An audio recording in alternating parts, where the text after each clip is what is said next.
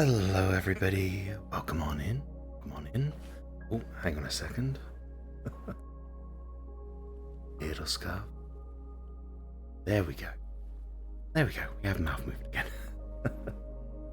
Hello, everybody. Welcome on in. Welcome on. I appreciate you all being here. I hope you're having a good morning, good afternoon, good evening, good night, wherever you're in the world. I hope you're all taking care of yourselves.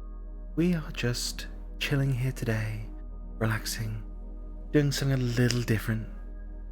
And where is our book, Fox? There are books all around me. It might not be particularly visible to you, but we are in a library here. But don't panic, Emmy. Anyway, I appreciate you all being here. We're doing something a little different with the with story time this week. We're going to do a little bit of VR. I'm still trying to use the same microphone, so the mic may prove a bit of an issue, but we'll see. We'll see. I best not move around too much. It's not about the books we can see, it's about the books and art. Wow, such an inspirational message, Sakura. Hey, Sunshine, how's it going? Welcome on in. I appreciate you being here. I hope you're having a wonderful day. Hope you've been behaving yourself. Ah, dear. Vanilla, welcome in. Thank you very much for getting third. I appreciate it. Sunshine, thank you for getting second. And Emmy, thank you for getting first. Back on track, I see. And thank you all for your daily check-in. Appreciate you all being here. But yes, so we are very near to the end of Good Omens. So I figured to celebrate the end, we would do this a little different. Just try doing story time in VR. Just means I can be a little bit more expressive with you all. Please let me know how the volumes are. Obviously the setup is a little different, so if there's any issues, please do let me know. But yeah, hopefully we can just get started, carry on, and enjoy ourselves.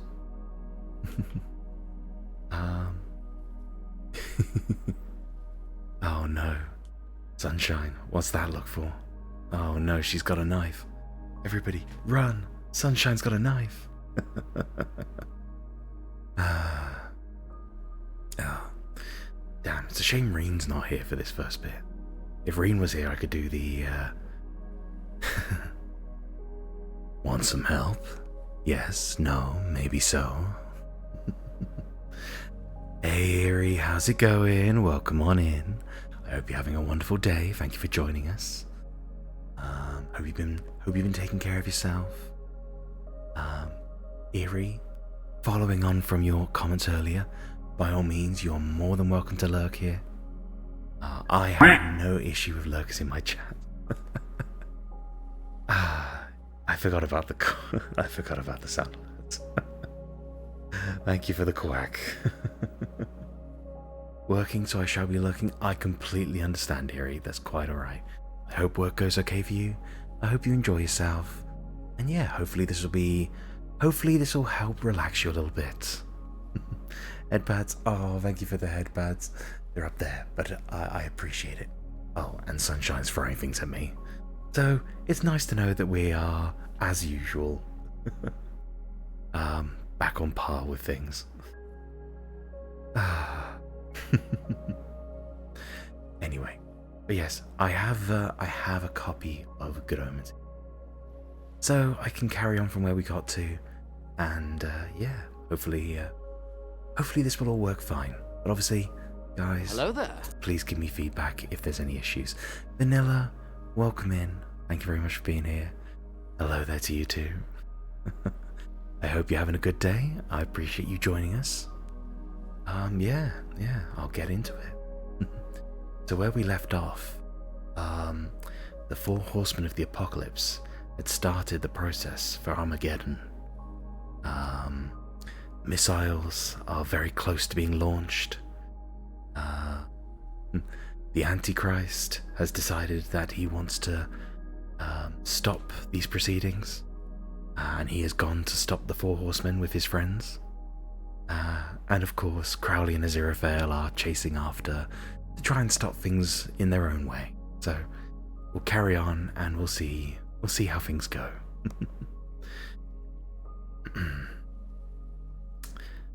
Clouds churned around the horizon. Overhead, the sky was still clear, the air torn by nothing more than a light breeze. But it wasn't normal air. It had a crystallized look to it, that you might feel that if you turned your head, you might see new facets. It sparkled. If you had to find a word to describe it, the word thronged might slip insidiously into your mind. Thronged with insubstantial beings awaiting only the right moment to become very substantial. Posture check. Thank you, Vanilla. I will adjust my posture. I shall make sure I'm sitting comfortably. There we go. Lovely. Thank you, Vanilla. Thank you for taking care of me.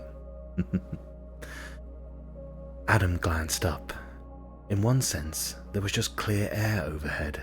In another, stretching off to infinity, were the hosts of heaven and hell, wingtip to wingtip. If you looked really closely and had been specially trained, you could tell the difference.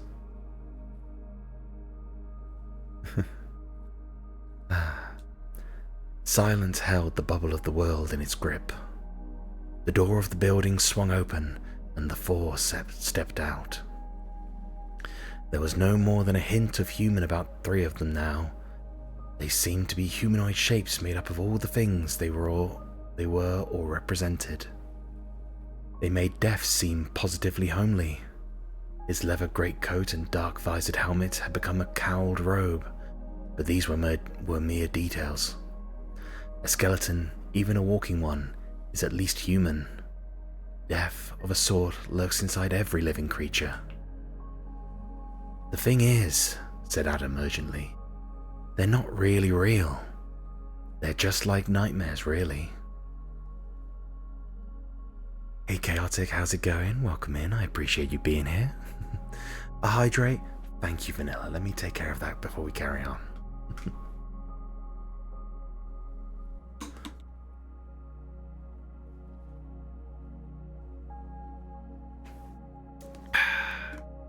Lovely.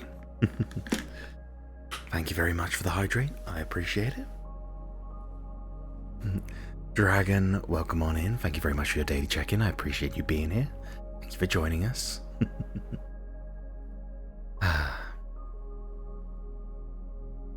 The thing is, said Adam urgently, they're not really real. They're just like nightmares, really. But we're not asleep, said Pepper. Dog whined and tried to hide behind Adam. That one looks as if he's melting, said Brian, pointing at the advancing figure. If such it could still be called of pollution. There you are then, said Adam encouragingly. It can't be real, can it? It's common sense. Something like that can't be really real. The four halted a few meters away. It has been done, said Death. He leaned forward a little and stared eyelessly at Adam. It was hard to tell if he was surprised. I am the health guy. Vanilla, I appreciate it. I appreciate you taking care of us.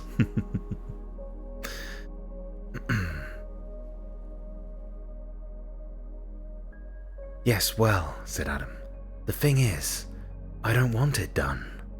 I never asked for it to be done. Death looked at the other three and then back to Adam. Behind them, a jeep skewed to a halt. They ignored it.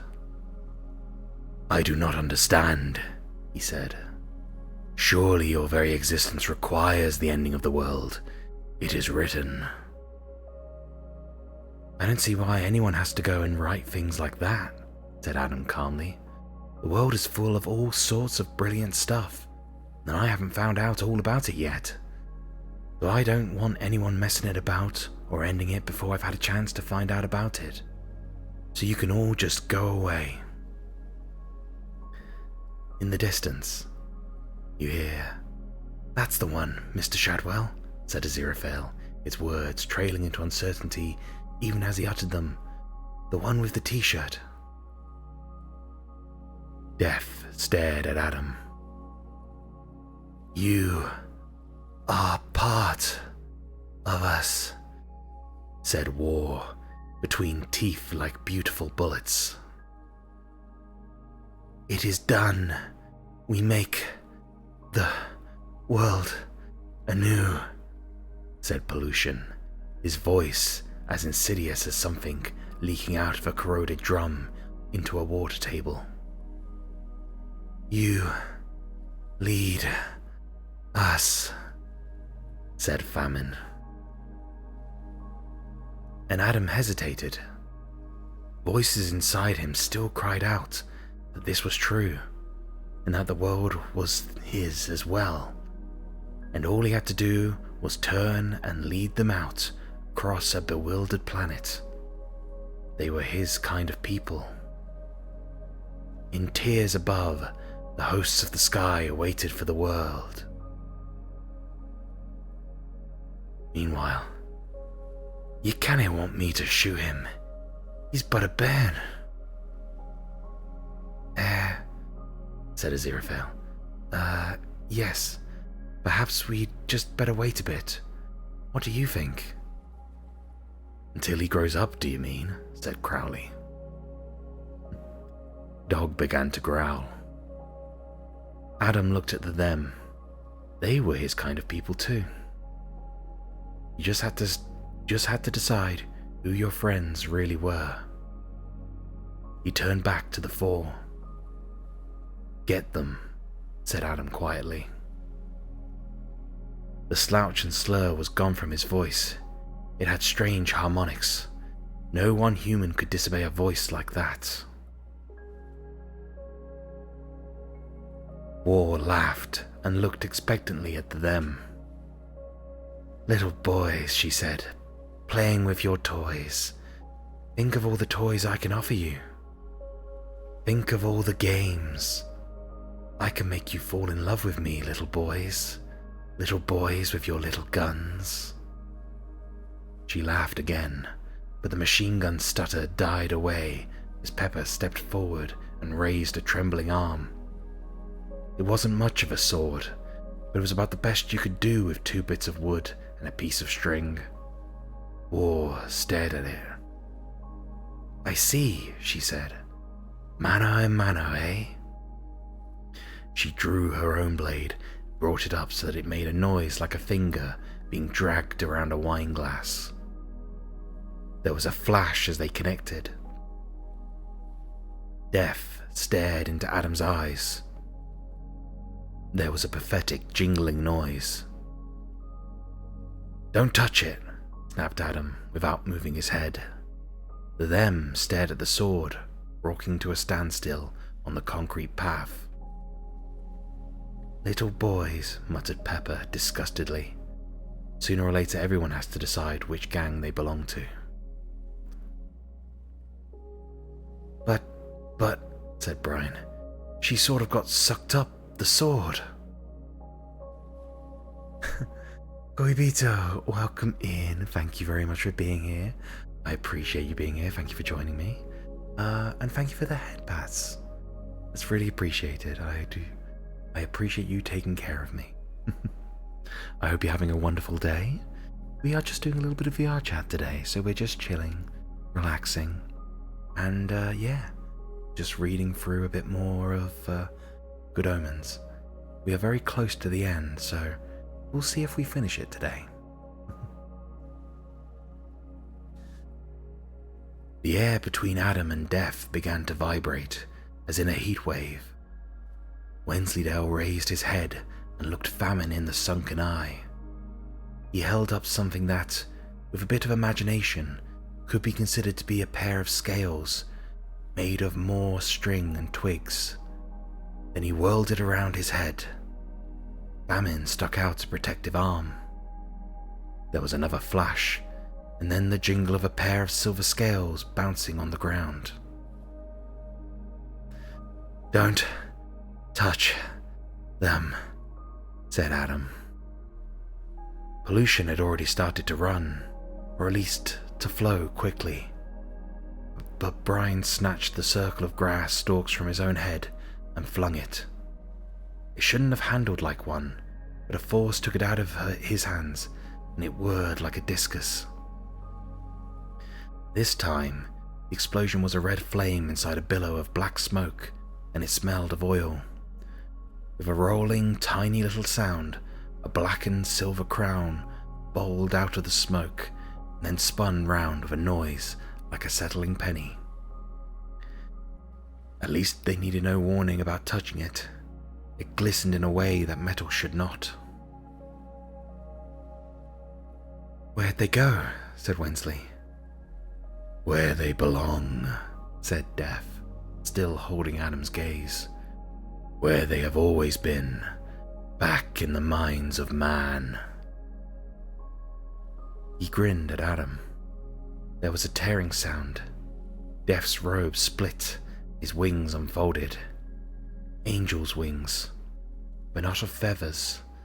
They were wings of night, wings that were shapes cut through the matter of creation into the darkness underneath, in which a few distant lights glimmered.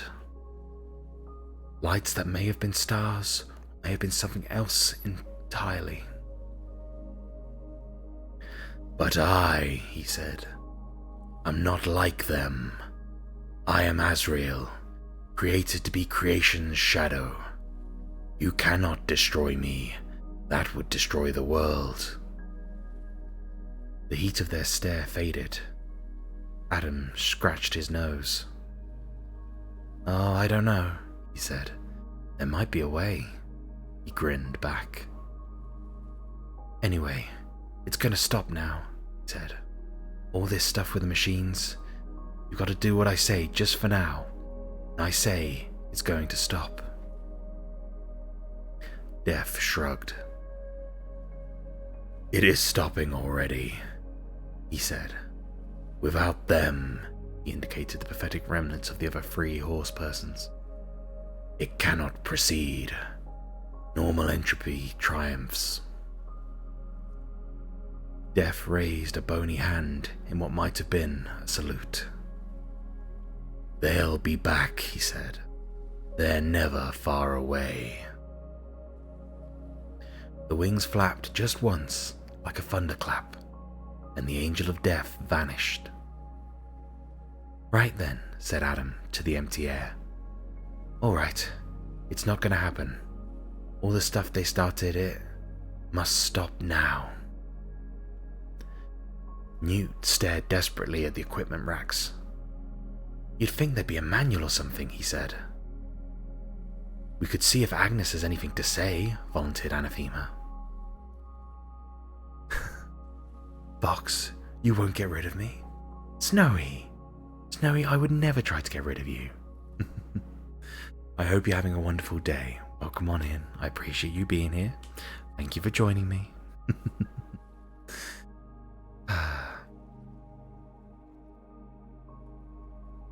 "Oh yes," said Newt bitterly. "That makes sense, does it? Sabotaging 20th century electronics with the aid of a 17th century workshop manual. What did Agnes Nutter know of the transistor?" "Well, my grandfather interpreted prediction 3328 rather neatly in 1948. Made some very shrewd investments," said Anathema. "She didn't know what it was going to be called, of course, and she wasn't very sound about electricity in general, but..." "I was speaking rhetorically." "You don't have to make it work anyway. You have to stop it working. You don't need knowledge for that, you need ignorance." Newt groaned. "All right," he said wearily. "Let's try it. Give me a prediction." Anathema pulled out a card at random. "He is not that which he says he is," she read. "It's number 1002. Very simple. Any ideas?" "Well, look," said Newt wretchedly. "This isn't really the time to say it, but..." He swallowed. "Actually, I'm not very good with electronics. Not very good at all." "You said you were a computer engineer, I seem to remember." That was an exaggeration. I mean, just about as much of an exaggeration as you can possibly get, in fact. Really. I suppose it was more what you might call an overstatement.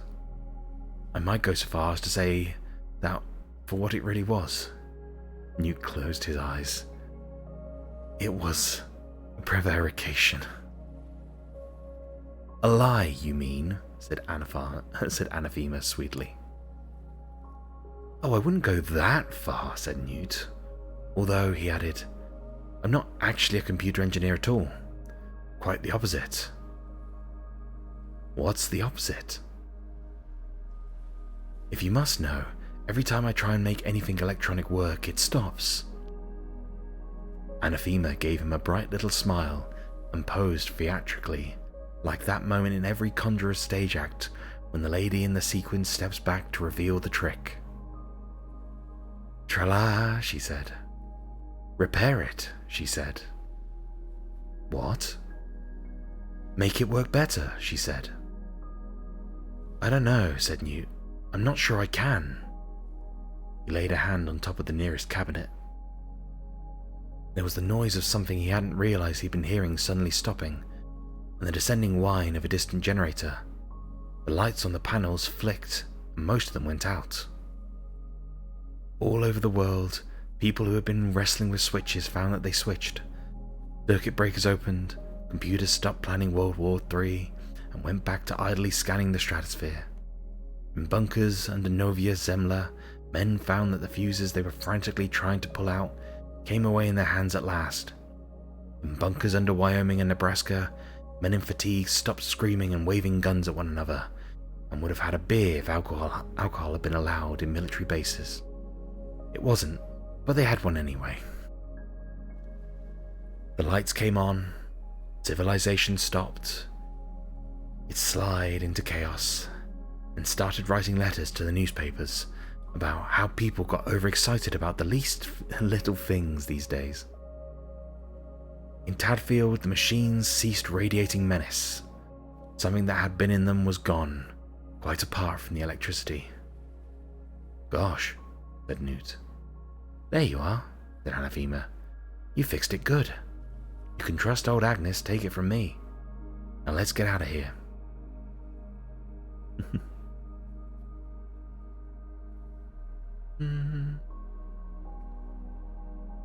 You didn't want to do it, said Aziraphale. Haven't I always told you, Crowley? If you take the trouble to look deep down inside anyone, you'll find that at the bottom, they're really quite...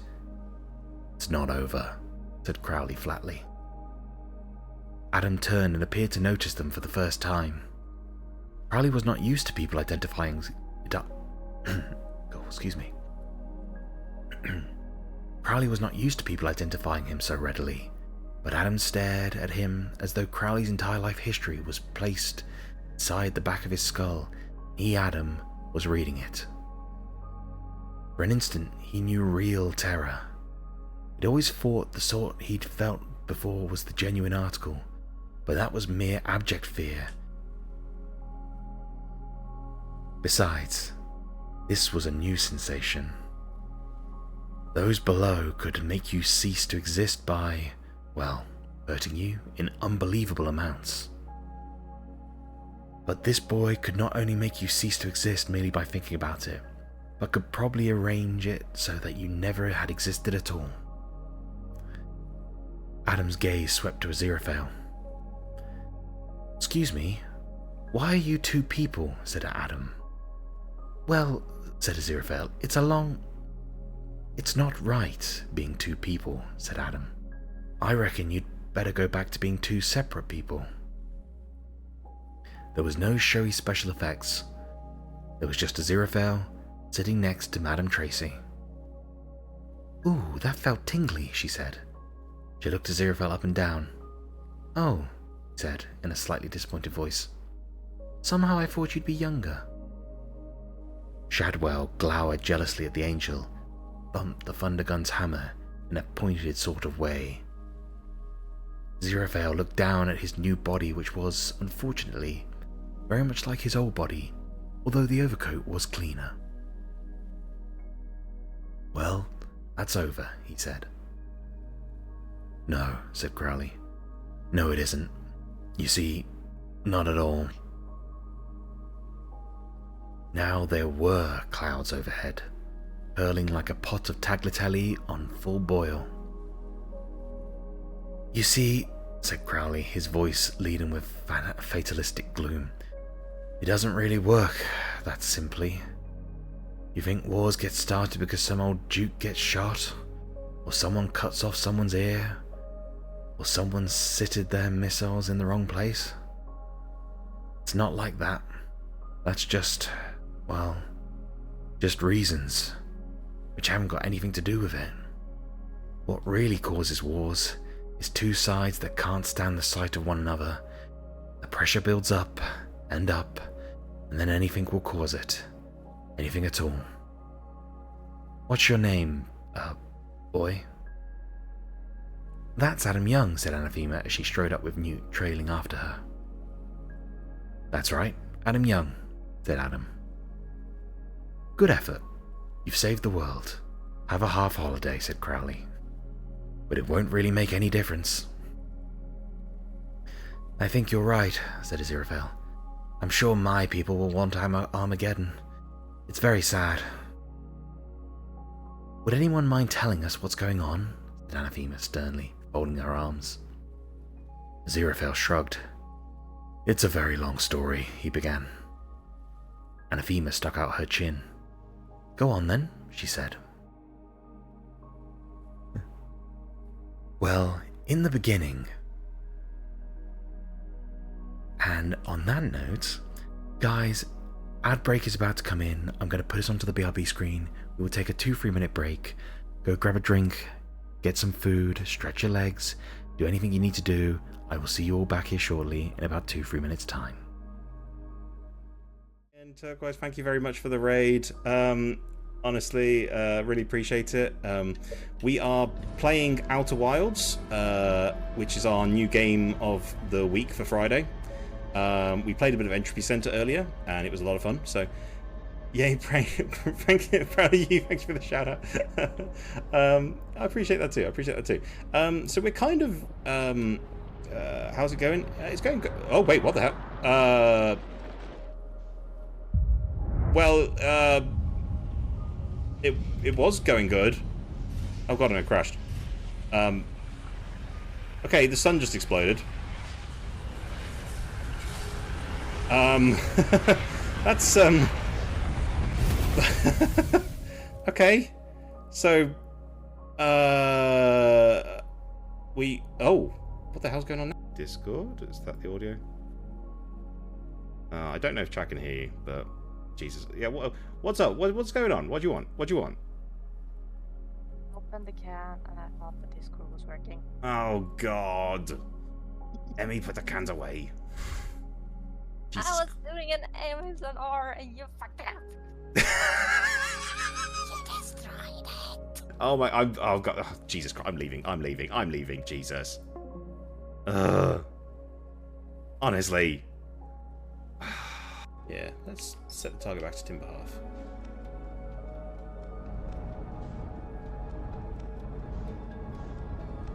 It wasn't. It was the crater. That's what we want to look for. God, I'm moving a bit quick. Oh god. Okay. Okay, that's fine. I guess we're landing here. Okay. This is fine. Perfect landing. Guys, we're gonna play with our balls again.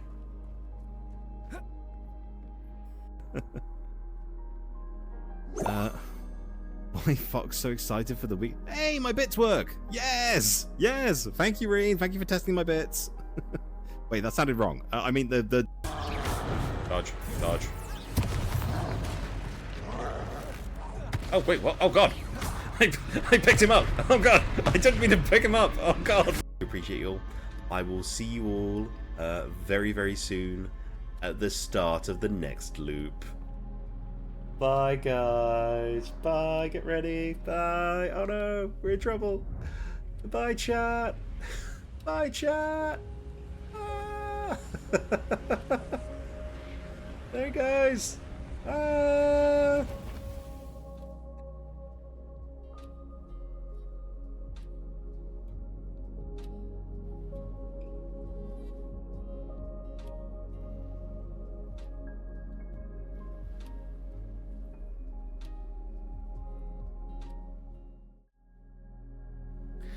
Okay, welcome back everybody, welcome back. Thank you for bearing with us through the ad break. We now have no ads for the next hour, so we can carry on reading uninterrupted. I hope you've all taken the time to grab a drink and take care of yourselves. I'm always very keen on you guys looking after yourselves for me. Okay.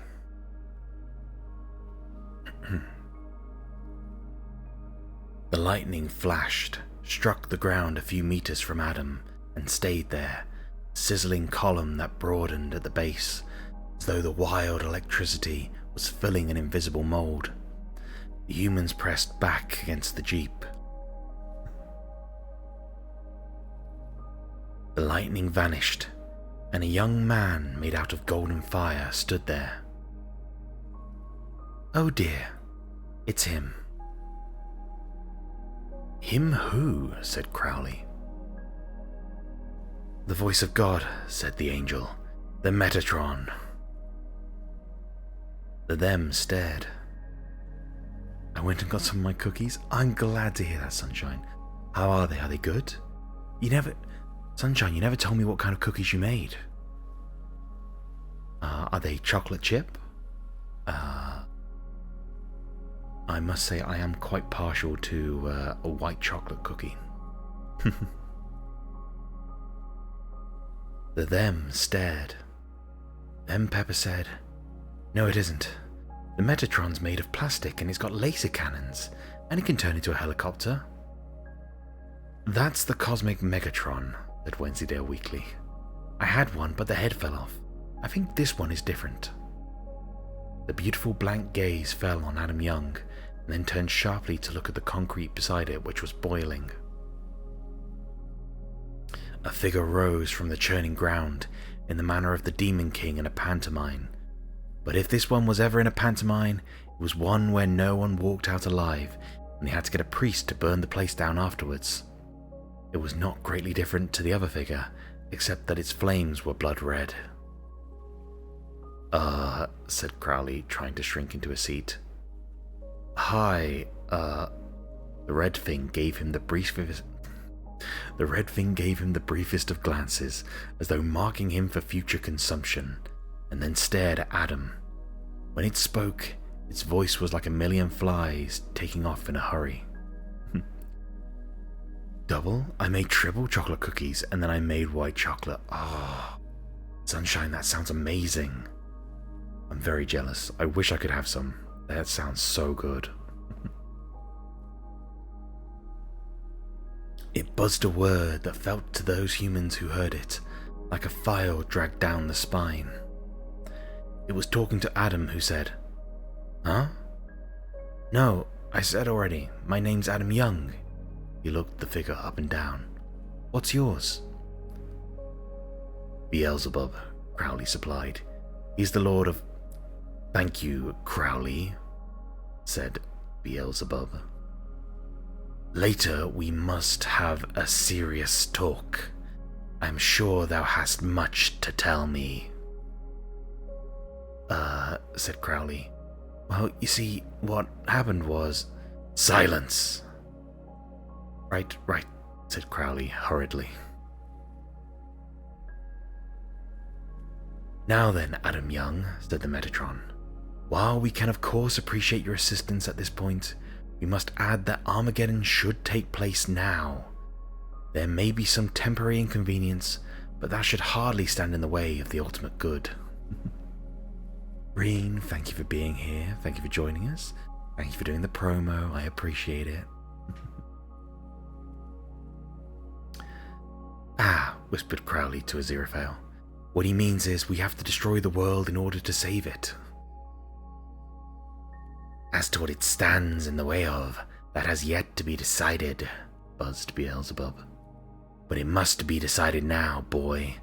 That is thy destiny. It is written. Adam took a deep breath. The human watchers held theirs. Crowley and Aziraphale had forgotten to breathe some time ago. I just don't see why everyone and everything has to be burned up and everything, Adam said. Millions of fish and whales and trees and sheep and stuff, and not even for anything important. just to see who's got the best gang. It's like us and the Johnsonites. But even if you win, you can't really beat the other side, because you don't really want to. I mean, not for good. You'll just start all over again. You'll just keep on sending people like these two. He pointed to Crowley and Aziraphale. To mess people around.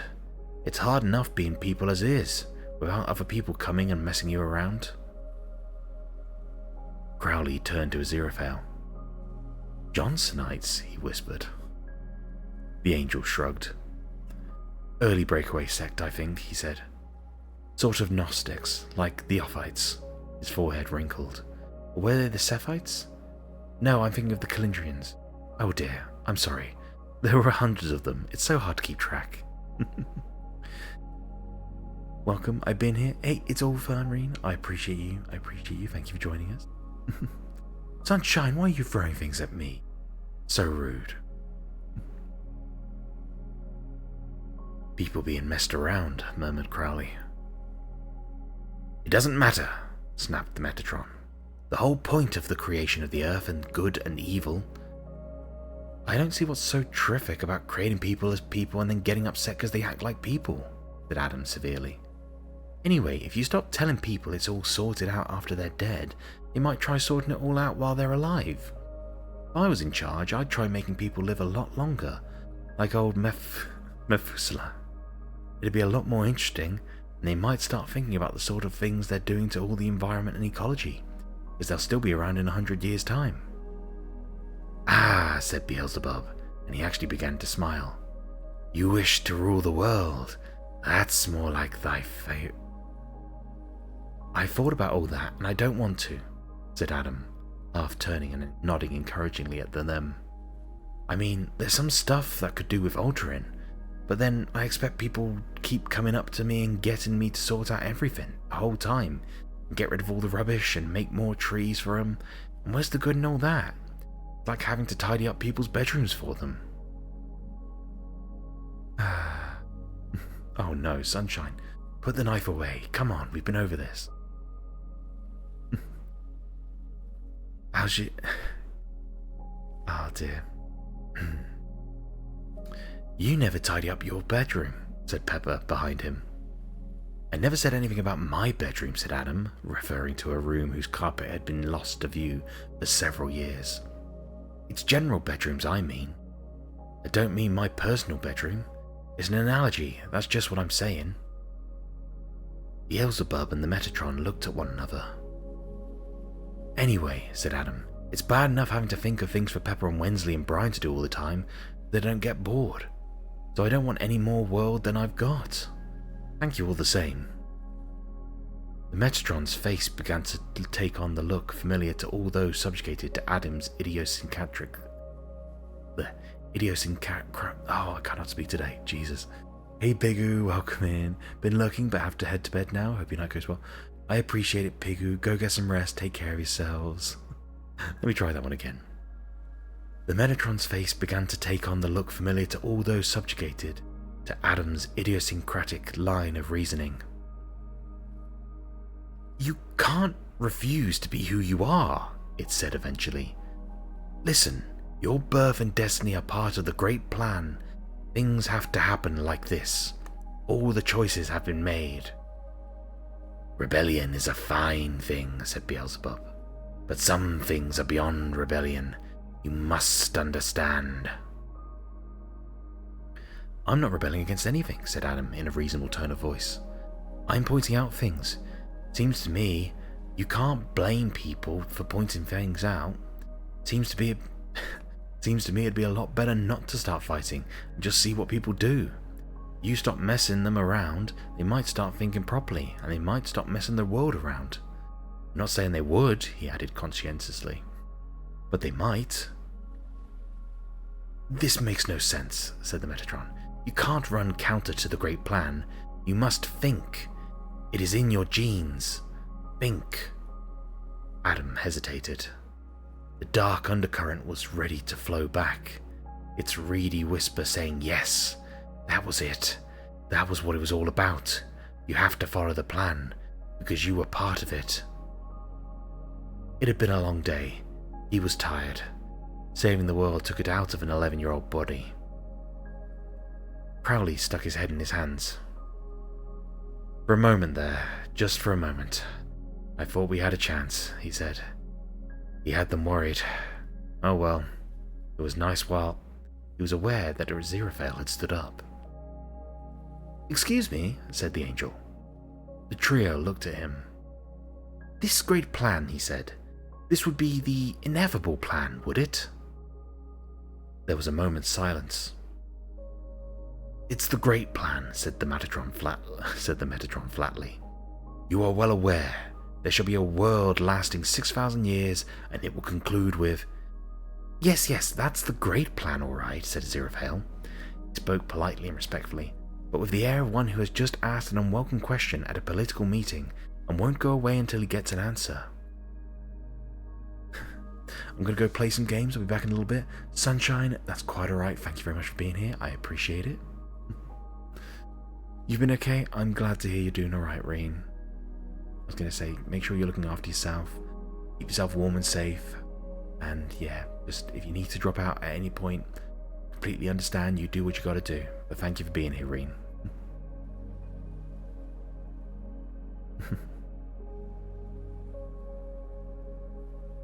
I was just asking if it's ineffable as well.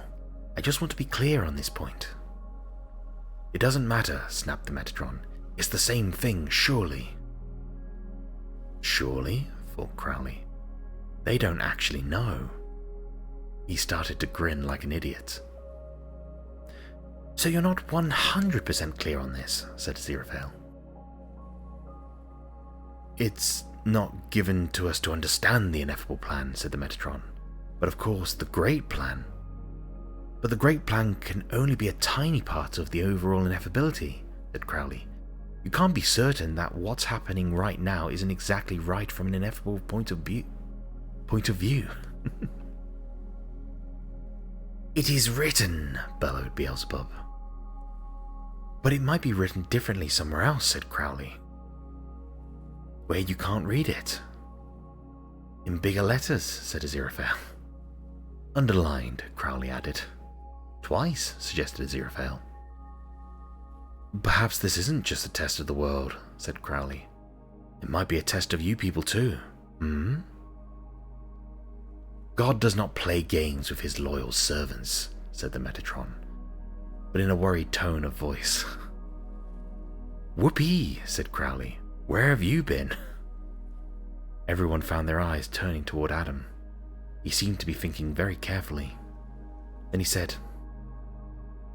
I don't see why it matters what's written. Not when it's about people. It can always be crossed out. A breeze swept across the airfield. Overhead, the assembled hosts rippled like a mirage. There was the kind of silence there might have been on the day before creation. Adam stood smiling at the two of them. A small figure perfectly poised exactly between heaven and hell. Crowley grabbed Aziraphale's arm. You know what happened? He hissed excitedly. He was left alone. He grew up human. He's not evil incarnate or good incarnate. He's just a human incarnate. Then, I think, said the Metatron, that I shall need to seek further instructions. I also, said Beelzebub, his raging face turning to Crowley, and I shall report of your part in this. Thou hast better believe it. He glared at Adam. And I do not know what thy father will say. There was a thundering explosion. Shadwell, who had been fidgeting with horrified excitement for some minutes, finally got enough control of his trembling fingers to pull the trigger. The pellets passed through the space where Beelzebub had been. Shadwell never knew how lucky he had been that he'd missed. Hey John, how's it going? Welcome on in, welcome on in. I appreciate you being here, thank you for joining us. How am I doing today? I'm doing good. We are just relaxing. We are carrying on reading through Good Omens. We're very close to the end now. So, yeah, I think it's very likely we're going to finish it today. And then when we finish, we will just chill in VR for a bit. So that'll be nice.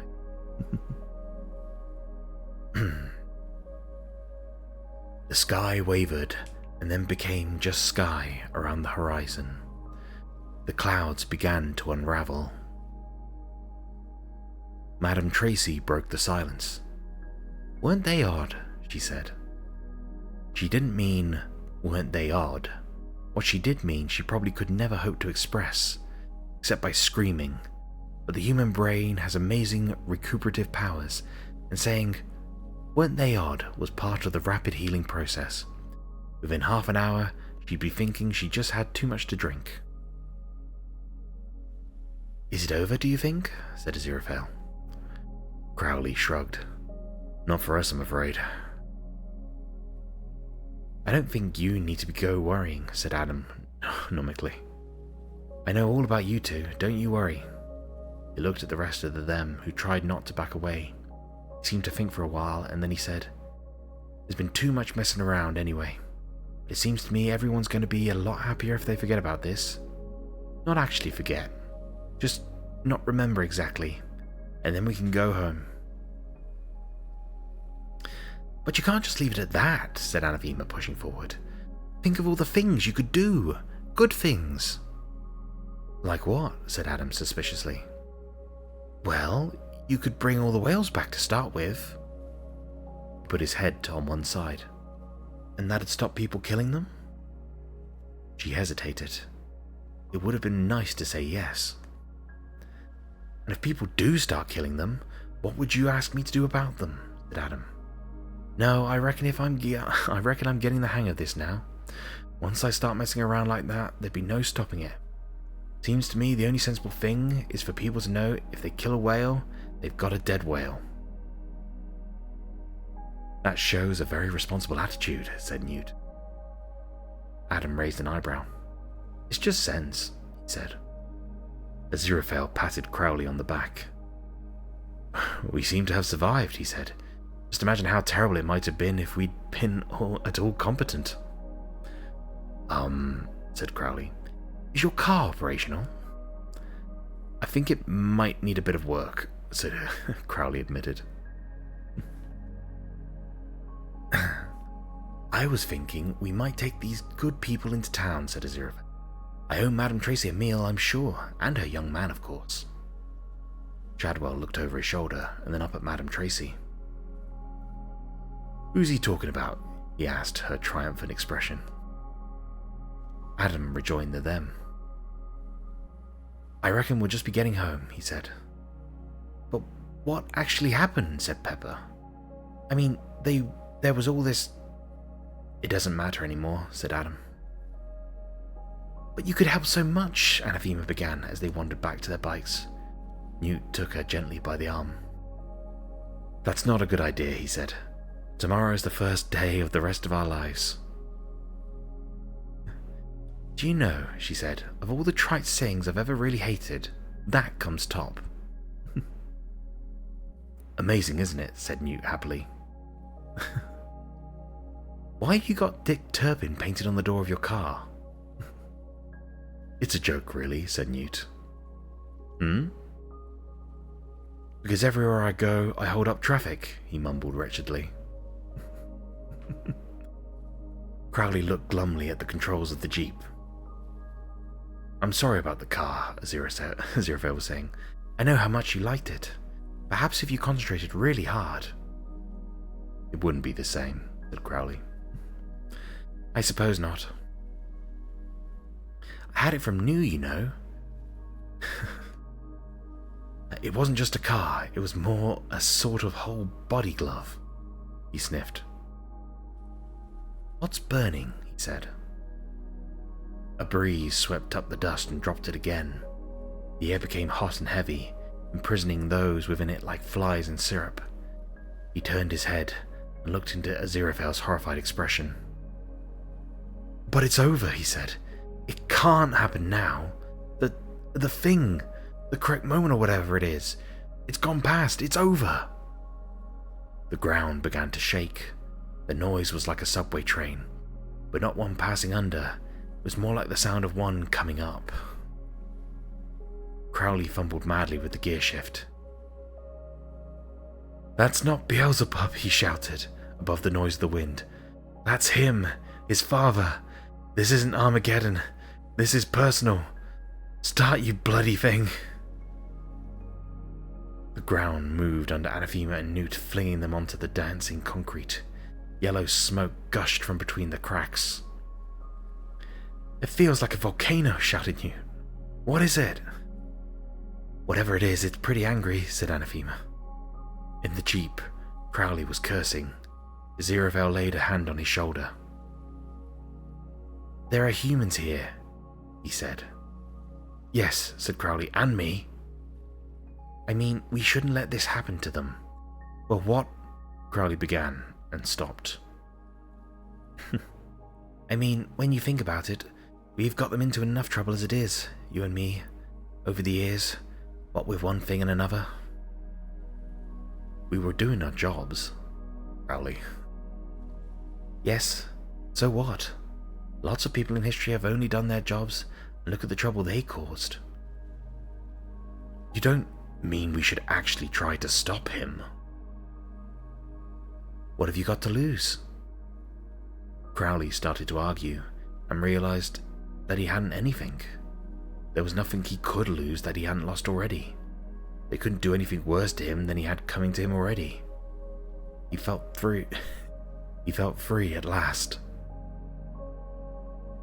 He also felt under the seat and found a tire iron. It wouldn't be any good, but then nothing would. In fact, it'd be much more terrible facing the adversary with anything like a decent weapon. That way you might have a bit of hope, which would make it worse.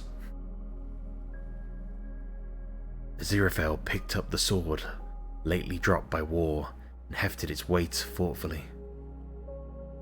Gosh, it's been years since I used this, he murmured. About 6,000, said Crowley. My word, yes, said the angel. What a day that was. No mistake. Good old days. Not really, said Crowley. The noise was growing. People knew the difference between right and wrong in those days, said Aziraphale dreamily. Well, yes, think about it. Ah, yes. Too much messing about. Yes.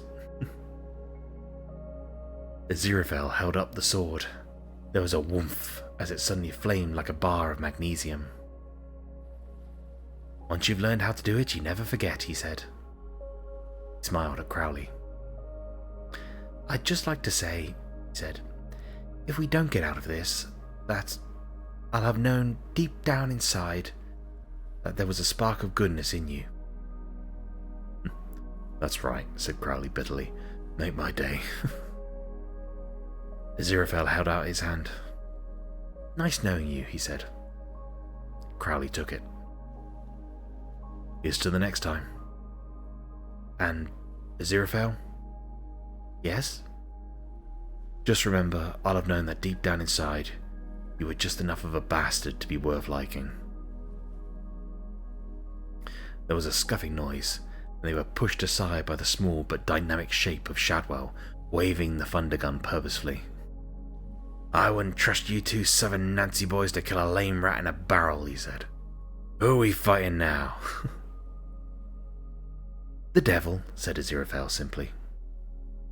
Shadwell nodded, as if this hadn't come as a surprise, threw the gun down and took off his hat to expose a forehead known and feared wherever street-fighting men were gathered together. Ah, reckon so, he said. In that case, I'm gonna use my hand. Newt and Anathema watched the three of them walk unsteadily away from the jeep. With Shadwell in the middle, they looked like a stylized W. What on earth are they gonna do? Said Newt. And what's happening? What's happening to them? The coats of Aziraphale and Crowley split along the seams. If you were gonna go, you might as well go in your own true shape. Feathers unfolded towards the sky. Welcome back, sunshine. How are you doing? Did you have fun? What were you playing? Do let me know. Contrary to popular belief, the wings of demons are the same as the wings of angels, although they're often better groomed. Shadwell shouldn't be going with them, said Newt, staggering to his feet. What's a Shadwell? He's my sergeant. He's this amazing old man. You'd never believe it. I've got to help him. Help him? Said Anathema. I took an oath and everything, Newt hesitated. Well, sort of an oath. And he gave me a month's wages in advance. Who are those other two then? Friends of yours? Anathema began and stopped. Aziraphale had half turned, and the profile had finally clicked into place. I know where I've seen him before, she shouted, pulling herself upright against Newt as the ground bounced up and down. Come on. But something dreadful's gonna happen. If he's damaged the book, you're bloody well right. I was playing Roblox, but I died in the game. Oh, I'm sorry, Sunshine. Well, I'm glad to have you back. I appreciate you being here. We're getting very close to the end now. We've only got 15 pages left. Newt fumbled in his lapel and found his official pin. He didn't know what they were going up against this time, but a pin was all they had. They ran. Adam looked around. He looked down. His face took on an expression of calculated innocence. There was a moment of conflict, but Adam was on his own ground, always and ultimately on his own ground. He moved one hand around in a blurred half circle. Aziraphale and Crowley felt the world change. There was no noise. There were no cracks. There was just that where there had been the beginnings of a volcano of satanic power. There was just clearing smoke. And a car drawing slowly to a halt, its engine loud in the evening hush. It was an elderly car, but well preserved. Not using Crowley's method, though. Where dents were simply wished away, this car looked like it did, you knew instinctively, because its owner had spent every weekend for 2 decades doing all the things the manual said should be done every weekend. Before every journey, he walked around it, checked the lights, counted the wheels. Serious-minded men who smoked pipes and wore moustaches had written serious instructions saying that this should be done, and so he did it, because he was a serious-minded man who smoked a pipe or a moustache, did not take such injunctions lightly. Because if you did, where would you be? He had exactly the right amount of insurance, drove 3 miles below the speed limit, or 40 miles per hour, whichever was the lower. He wore a tie, even on Saturdays. Archimedes said that with a long enough lever and a solid enough place to stand, he could move the world. He could have stood on Mr. Young. The car door opened and Mr. Young emerged. "What's going on here?" he said. "Adam? Adam!" But the them were streaking towards the gate. Mr. Young looked at the shocked assembly. At least Crowley and Aziraphale had had enough self-control left to winch in their wings. "What's he been getting up to now?" he sighed, not really expecting an answer. "Where's that boy got to? Adam, come back here this instant." Adam seldom did what his father wanted. "Aw, Sunshine, you getting cozy? You getting comfy? It's relaxing, I hope." Sergeant Thomas A. Deisenberger opened his eyes. The only thing strange about his surroundings was how familiar they were. There was his high school photograph on the wall, his little stars and stripes flag in the tooth mug next to his toothbrush, even his little teddy bear still in its little uniform. The early afternoon sun flooded through his bedroom window. He could smell apple pie. That was one of the things he'd missed about spending his Saturday nights a long way from home. He walked downstairs. His mother was at the stove, taking a huge apple pie out of the oven to cool. "Hi, Tommy," she said. "I thought you was in England." "Yes, Mum. I am normatively in England, Mum, protecting democratism, sir," said Sergeant Thomas A. Deisenberger. "That's nice, hun," said his mother. "Your papa's down in the big field with Chester and Ted. They'll be pleased to see you." Sergeant Thomas A. Deisenberger nodded. He took off his military-issue helmet, his military-issue jacket, rolled up his military-issue shirt sleeves. For a moment he looked more thoughtful than he had ever done in his life. Part of his thoughts were occupied with apple pie.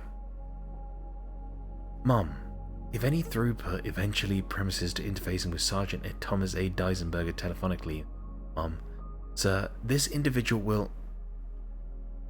Sorry, Tommy? Tom Deisenberger hung his gun on the wall above his father's battered old rifle. I said if anyone calls, Mom, I'll be down in the big field with Pop and Chester and Ted. Angel Darkness 103, thank you very much for joining us. Thank you very much for the follow. I'm very grateful. I appreciate you being here. Thank you for joining us today. We are just finishing off Good Omens. We are very, very, very close to the end now. We have maybe a dozen pages left. And then once we finish that, we're just going to chill and relax in VR for a bit. So, nice to meet you. You can call me Angel of Darkness, whatever you like to call me. I think Angel's a nice one. Angel's nice. Angel's got some nice positive connotations to it. So, if you are happy with me calling you Angel, I will call you Angel. Like I said, thank you very much for being here. Welcome on in. I'm very grateful for you joining us. Yeah, we like to have a nice comfy time here. So by all means, you're more than welcome to stay and chat. But also, if you have things to do or if you want to lurk, by all means, you're more than welcome to do so. I'm very grateful for you being here. The van drove slowly up to the gates of the airbase. It pulled over. The guard on the midnight shift looked in the window, checked the credentials of the driver, and waved him in. The van meandered across the concrete, parked on the tarmac of the empty airstrip near where two men sat sharing a bottle of wine. One of the men wore dark glasses. Surprisingly, no one else seemed to be paying them the slightest attention. Are you saying, said Crowley, that he planned it this way all along, from the very beginning? Aziraphale conscientiously wiped the top of the bottle and passed it back. Could have, he said. Could have. One could always ask him, I suppose.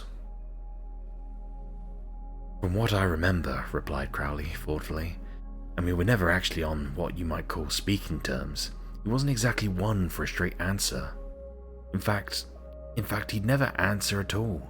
He just smiled as if he knew something that you didn't. And of course that's true, said the angel. Otherwise, what'd be the point? How are you? I'm doing very well, thank you very much, Angel. We're just relaxing. We're taking a nice calm day today. I hope everything's going well with you. How are you doing? Have you been up to anything exciting today? By all means, please feel free to share. I'd love to hear what you all have been up to.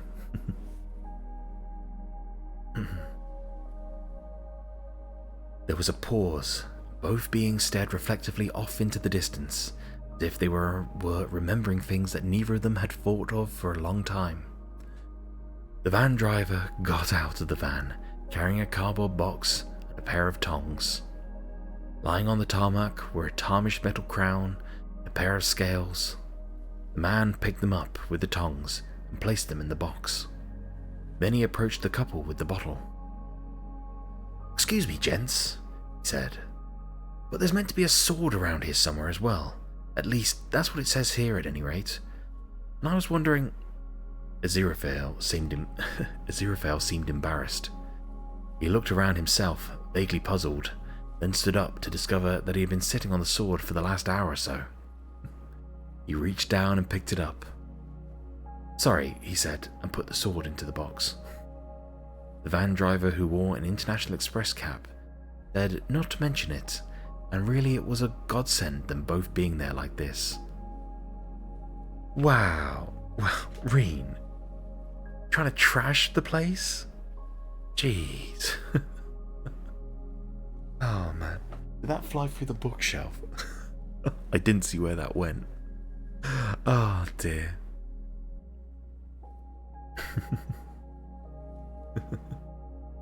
Anyway.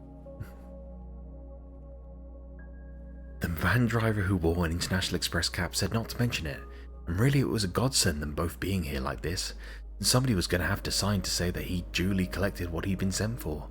And this had certainly been a day to remember, eh? Aziraphale and Crowley both agreed with him that it had. Aziraphale signed the clipboard that the van driver gave him, witnessing that a crown, a pair of balances, and a sword had been received in good order, were to be delivered to a smudged address, and charged to a blurred account number. Huh? Wait, did it not work? Hang on a second, Reen. Let me have a look.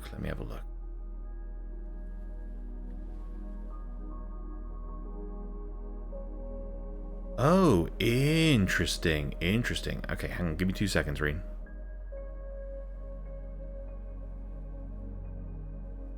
That's very interesting. Okay. Twitch just decided to disconnect from the Twitch integration, which is fun. Nothing like. Hang on, let me send that one back to you, Reen. No, let me do this. I'll do the same thing for the grenade as well. I don't want you to waste your points.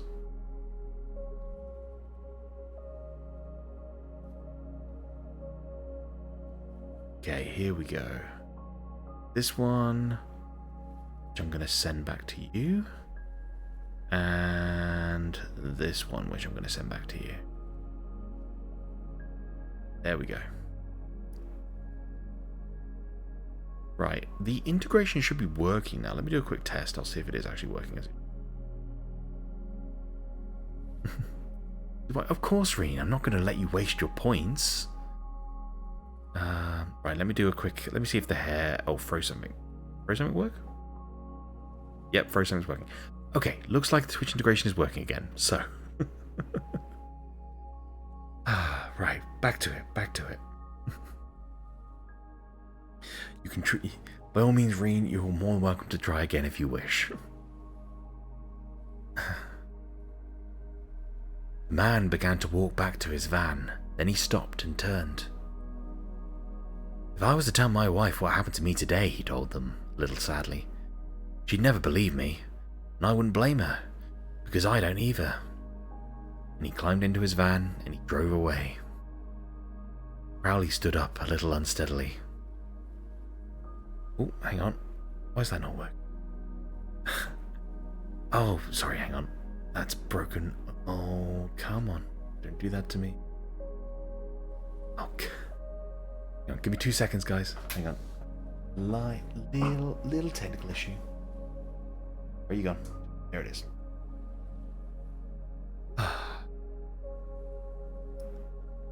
Hang on. Okay, there we go. I think everything is back as it should be. Yes, there we go. Okay.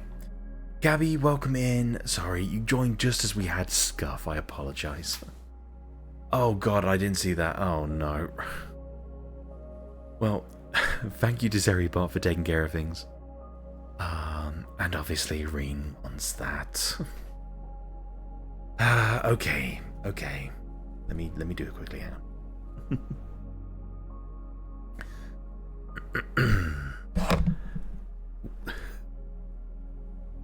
Oh dear. Ara. What do we think? I don't know about that one.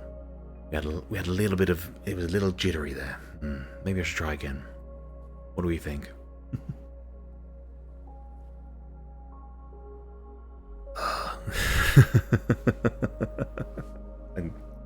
I can't stop myself laughing, honestly.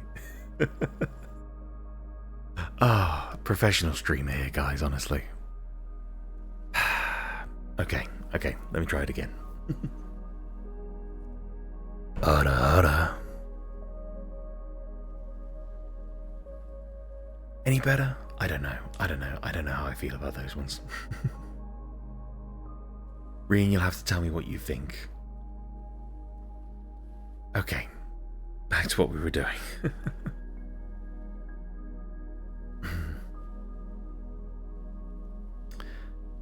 Crowley stood up, a little unsteadily. He reached a hand down to Aziraphale. Come on, he said. I'll drive us back to London. He took a jeep. No one stopped them. It had a cassette player. This isn't general issue, even for American military vehicles, but Crowley automatically assumed that all vehicles he drove would have cassette players, and therefore this one did. Within seconds of him getting in. The cassette that he put on as he drove was marked Handel's Water Music, and it stayed Handel's Water Music all the way home. At around 10:30, the paperboy brought the Sunday papers to the front door of Jasmine Cottage. He had to make 3 trips. A series of thumps as they hit the mat woke up Newton Pulsifer. He left Anathema asleep. She was pretty shattered, poor thing. She'd been almost incoherent when he'd put her to bed. She'd run her life according to the prophecies, and now there were no more prophecies. She must be feeling like a train which had reached the end of the line, but still had to keep going somehow. From now on, she'd be able to go through life with everything coming as a surprise, just like everyone else. What luck. The telephone rang. Newt dashed for the kitchen and picked up the receiver on the second ring. "Hello?" he said. A voice of forced friendliness tinted with desperation gabbled at him. "No," he said, "I'm not.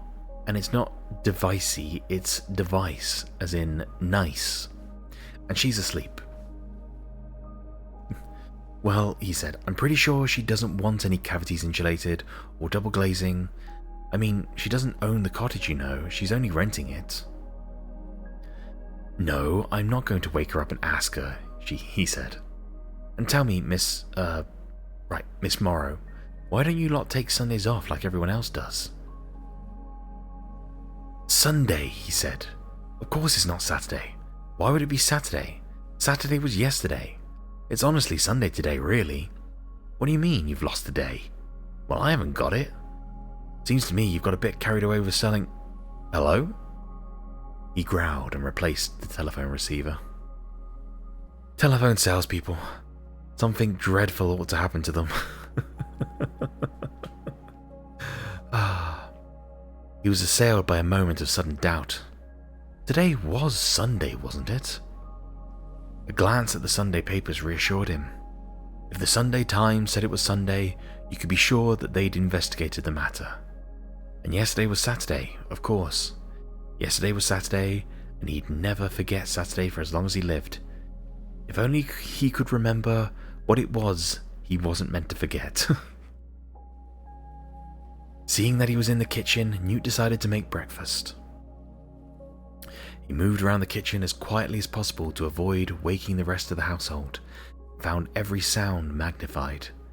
The antique fridge had a door that shut like the crack of doom. The kitchen tap dribbled like a diuretic gerbil and made a noise like Old Faithful, and he couldn't find where anything was. In the end, as every human being who has ever breakfasted on their own in someone else's kitchen has done since nearly the dawn of time, he made do with unsweetened instant black coffee. The exception to this rule, of course, is Giovanni Jacopo Casanova, famed amoutist and literature, who revealed in volume 12 of his memoirs that, as a matter of course, he carried around with him at all times a small valise containing a loaf of bread, a pot of choice Seville marmalade, a knife, fork, and small spoon for stirring, 2 fresh eggs packed with care in unspun wool, a tomato or loved apple, a small frying pan, a small saucepan, a spirit burner, a chafing dish, a tin box of salted pepper of the Italian type, 2 bone china plates, also a portion of honeycomb as a sweetener for my breath and for my coffee. Let my readers understand me when I say to them all, a true gentleman should always be able to break his fast in the manner of a gentleman, wheresoever he may find himself. On the kitchen table was a roughly rectangular leather-bound cinder. He could just make out the words "nice and haxi" on the charred cover. What a difference a day made, he thought. It turned you from the ultimate reference book to a mere barbecue briquette. Now then, how exactly had they got it?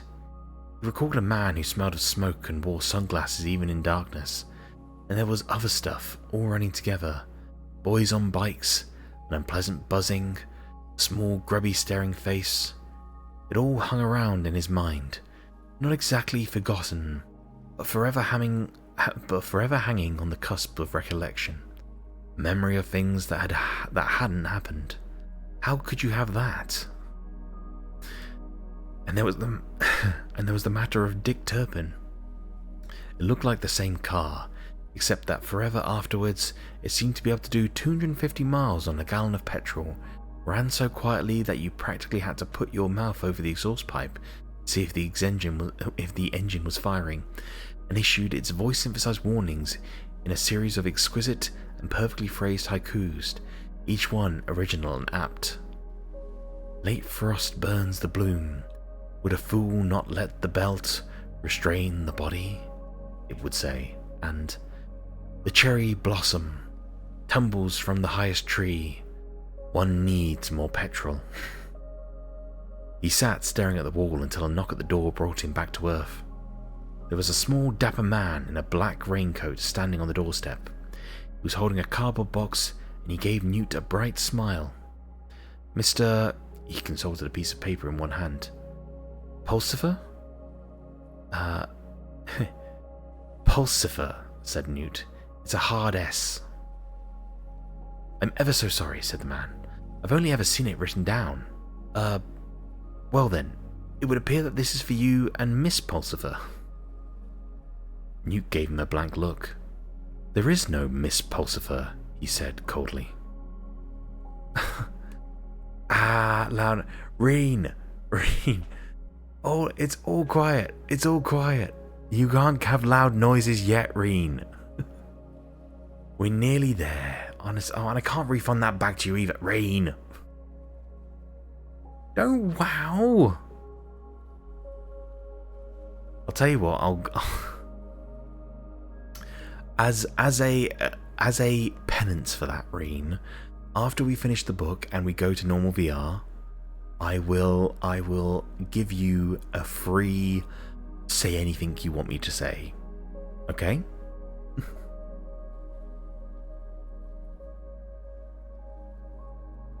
Okay, good. I hope that offsets some of the distress. There is no Miss Pulsifer, he said coldly. The man removed his bowler hat. Oh, I'm terribly sorry, he said. I mean, there's my mother, said Newt. But she's not dead, she's just in Dorking. I'm not married. How odd. The letter is quite, specific. Who are you, said Newt. He was wearing only his trousers, and it was chilly on the doorstep. The man balanced the box awkwardly and fished out a card from an inner pocket. He handed it to Newt. It read, Giles Battercombe, Robbie Redfern and Bychance, solicitors, 13 Demdike Chambers, Preston. Yes, he said politely, and what can I do for you, Mr. Battercombe? You could let me in, said Mr. Battercombe. You're not serving a writ or anything, are you? Said Newt. The events of last night hung in his memory like a cloud, constantly changing whenever he thought he could make out a picture. But he was vaguely aware of damaging things and had been expecting retribution in some form.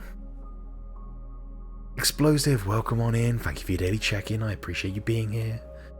Yes or a uwu? Oh, God. Well, Reen, you can decide if there's something you'd like me to say or if you'd like me to do an uwu.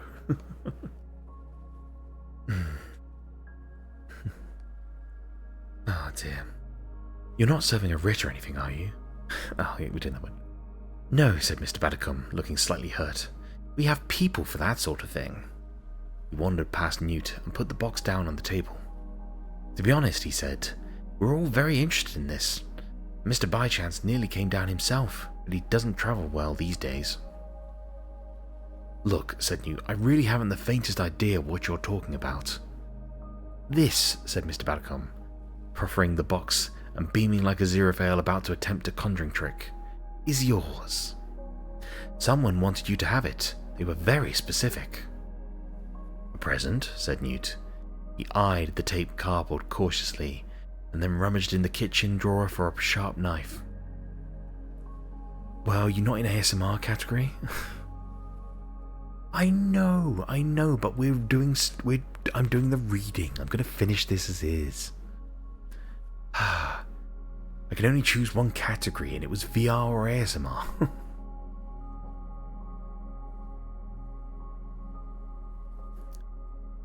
I think more a bequest, said Mr. Batacom.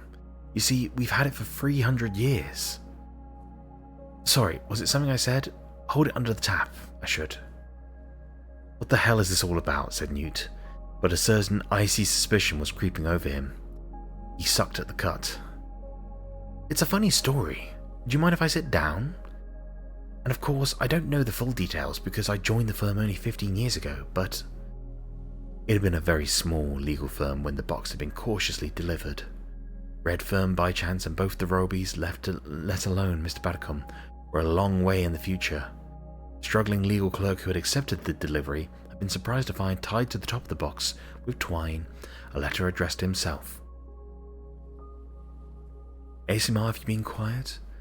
Okay. Well, I'll make sure to do that next time. To be fair, we're going to do some VR after this, so yeah, it's fine.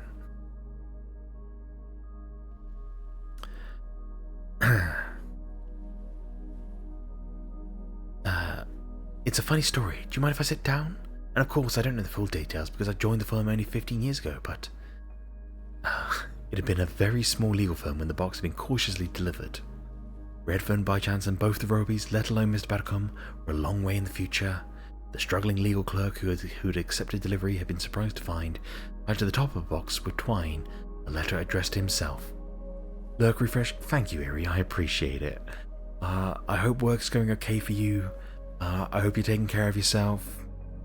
And yeah, thank you very much for being here, Erie. I really do appreciate it. It had contained certain instructions and 5 interesting facts about the history of the next 10 years, which, if put to good use by a keen young man, would ensure enough finance to pursue a very successful legal career. All he had to do was see the box was carefully looked after for rather more than 300 years and delivered to a certain address. Erie, thank you for the head pads and thank you for the hydrate. Let me take care of that now. Could do with a drink. I've been yapping for nearly an hour and a half now.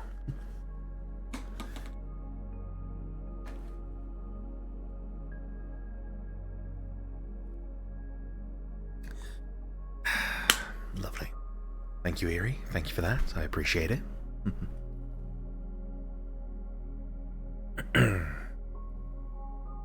All he had to do was see that the box was carefully looked after for rather more than 300 years and delivered to a certain address. Although, of course, the firm had changed hands many times over the centuries, said Mr. Batacom. But the box has always been part of the Chatels, as it were. I didn't even know they made Heinz baby food in the 17th century, said Newt. That was just to keep it undamaged in the car, said Mr. Batacom. And no one's opened it all these years, said Newt. Twice, I believe, said Mr. Batacom. In 1757 by Mr. George Cranby, and in 1928 by Mr. Arthur Bychance, father of the President, Mr. Bychance. He coughed.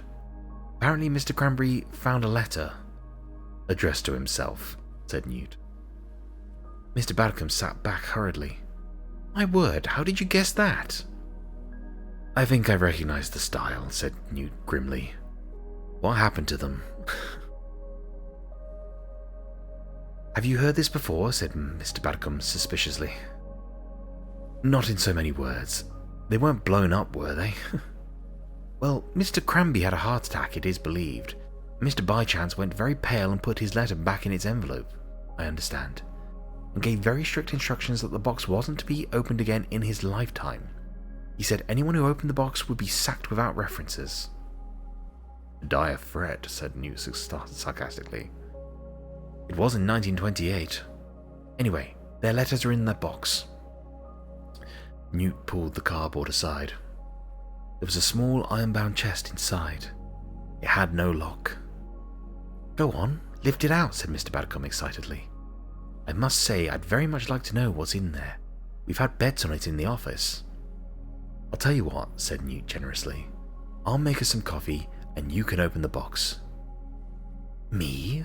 Would that be proper? I don't see why not. Newt eyed the saucepans hanging above the stove. One of them was big enough for what he had in mind. Go on, he said. Be a devil. I don't mind. You could have power of attorney or something. Mr. Badicum took off his coat. Well, he said, rubbing his hands together, since you put it like that, it'll be something to tell my grandchildren. Newt picked up the saucepan, laid his hand gently on the door handle. I hope so, he said. Here goes. Newt heard a faint creak. What can you see? He said. There's the 2 open letters. Oh, and a third one, addressed to... Newt heard the snap of a wax seal, and the clink of something on the table.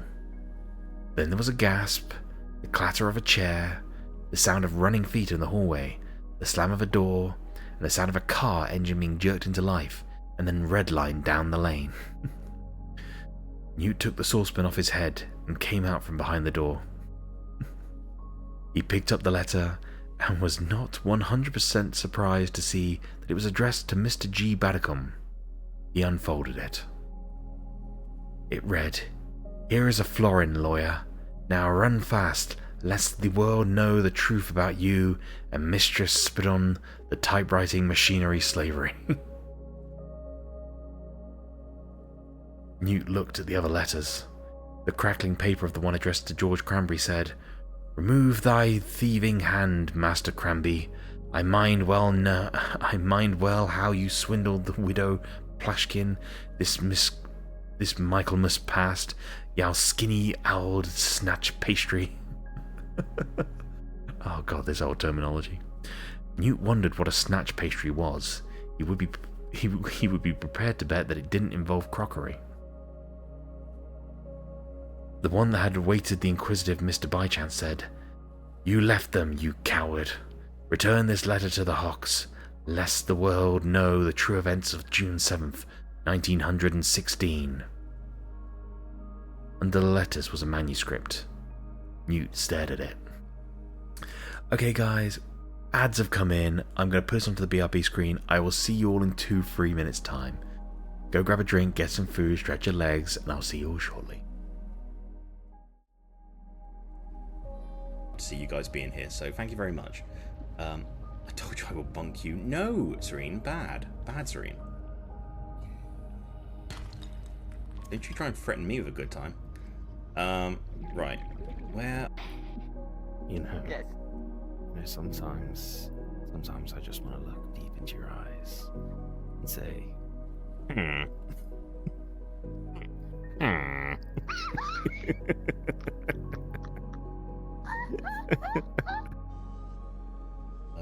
what's that? Titanium. Oh, we can mine titanium down here as well.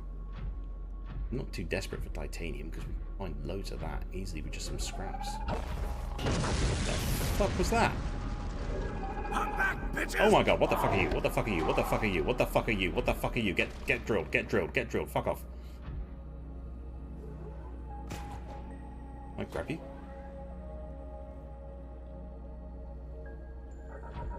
Alright, you run away then. Go on then. Screw you.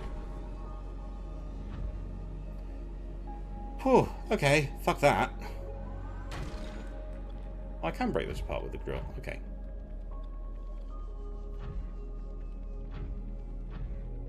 Fuck me. Sombra, that was good timing with it. EMP your ships? Oh, okay. I think I was hiding behind a rock and he didn't EMP me properly, but...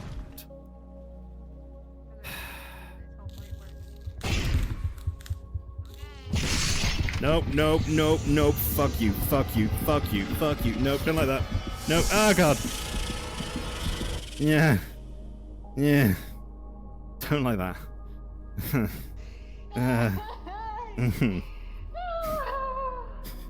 You did this to me. You. Yes. Okay. One, and then all the way down and all the way to the right, to the left. Oh god, all the way to the left, yep. And then up, 1, 2, 3. Yep. then to the right, and then down 2. Oh, 2, yeah. One to the right and one up? And then, yep. Okay, cool. Right, okay, last maze. So it's the same maze layout, but this time Yep. the end goal is in the first column, 5th row down, and I am in the 4th column, 3rd row down. So you're right above one of the circles. Yeah. Oh, I've got 30 seconds. Okay, you literally go all the way to the down, all the way down, and then all the way to the left, and then up. We did it! 25 seconds left! Let's go! We got Oh. a really easy maze at the bottom. Actually, there. well, it was... Okay, welcome back everybody, welcome back. Thank you for bearing with us through the ad break. We now have no ads for the next hour or however long we're going to stream for. Okay, right. Let's carry on, shall we?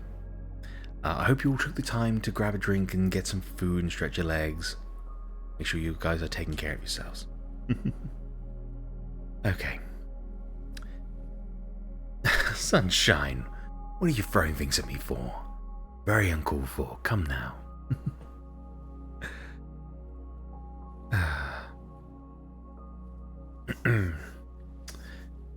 Under the letters was a manuscript. Newt stared at it. "What's that?" said Anathema. He spun around. She was leaning against the doorframe, like an attractive yawn on legs. Newt backed against the table. "Oh, nothing. Wrong address. Nothing. Just some old box. Junk mail. You know how." "On a Sunday?" she said, pushing him aside. He shrugged as she put her hands around the yellow manuscript and lifted it out. "Further nice and accurate prophecies of Agnes Nutter," she read slowly. "Concerning the world that is to come, the saga continues." Oh my. She laid it reverently on the table and prepared to turn the first page. Newt's hand landed gently on hers. "Think of it like this," he said quietly. "Do you want to be a descendant for the rest of your life?" She looked up. Their eyes met. "Sunshine, no, don't you be throwing things at me. Come now." It was Sunday, the first day of the rest of the world, around 11:30. St. James Park was comparatively quiet. The ducks, who were experts in realpolitik as seen from the bread end, put it down to a decrease in world tension. There really had been a decrease in world tension, in fact, but a lot of people were in offices trying to find out why, trying to find where Atlantis had disappeared to, with 3 international fact-finding delegations on it, and trying to work out what had happened to all their computers yesterday.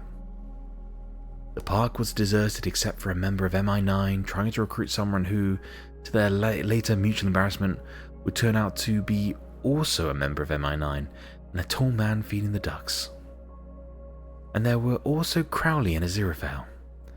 They strolled side by side across the grass. "Same here," said Aziraphale.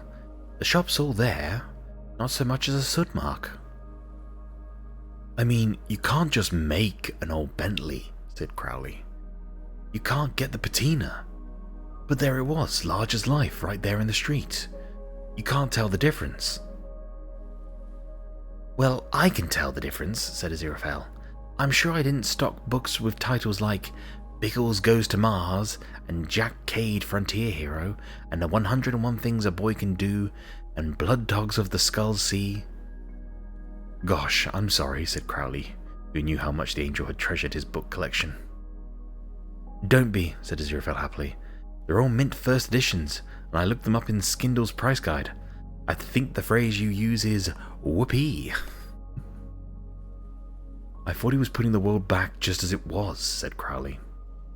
"Yes," said Aziraphale. "More or less, as best he can, but he's got a sense of humour too." Crowley gave him a sideways look. "Your people been in touch?" he said. "No." "Yours?" "No." "I think they're pretending it didn't happen." "Mine too, I suppose. That's bureaucracy for you." "And I think mine are waiting to see what happens next," said Aziraphale. Crowley nodded. A breathing space, he said. Chance to morally rearm. Get the defenses up ready for the big one. They stood by the pond watching the ducks scrabble for the bread. Sorry, said Aziraphale. I thought that was the big one. I'm not sure, said Crowley. Think about it. My money, the really big one will be all of us against all of them. What? You mean heaven and hell against humanity? Crowley shrugged. Of course, if he did change anything, then maybe he changed himself too. Got rid of his powers perhaps. Decided to stay human. Oh, I do hope so, said Aziraphale. Anyway, I'm sure the alternative wouldn't be allowed. Would it? I don't know. You can never be certain about what's really intended. Plans within plans. Sorry, said Aziraphale.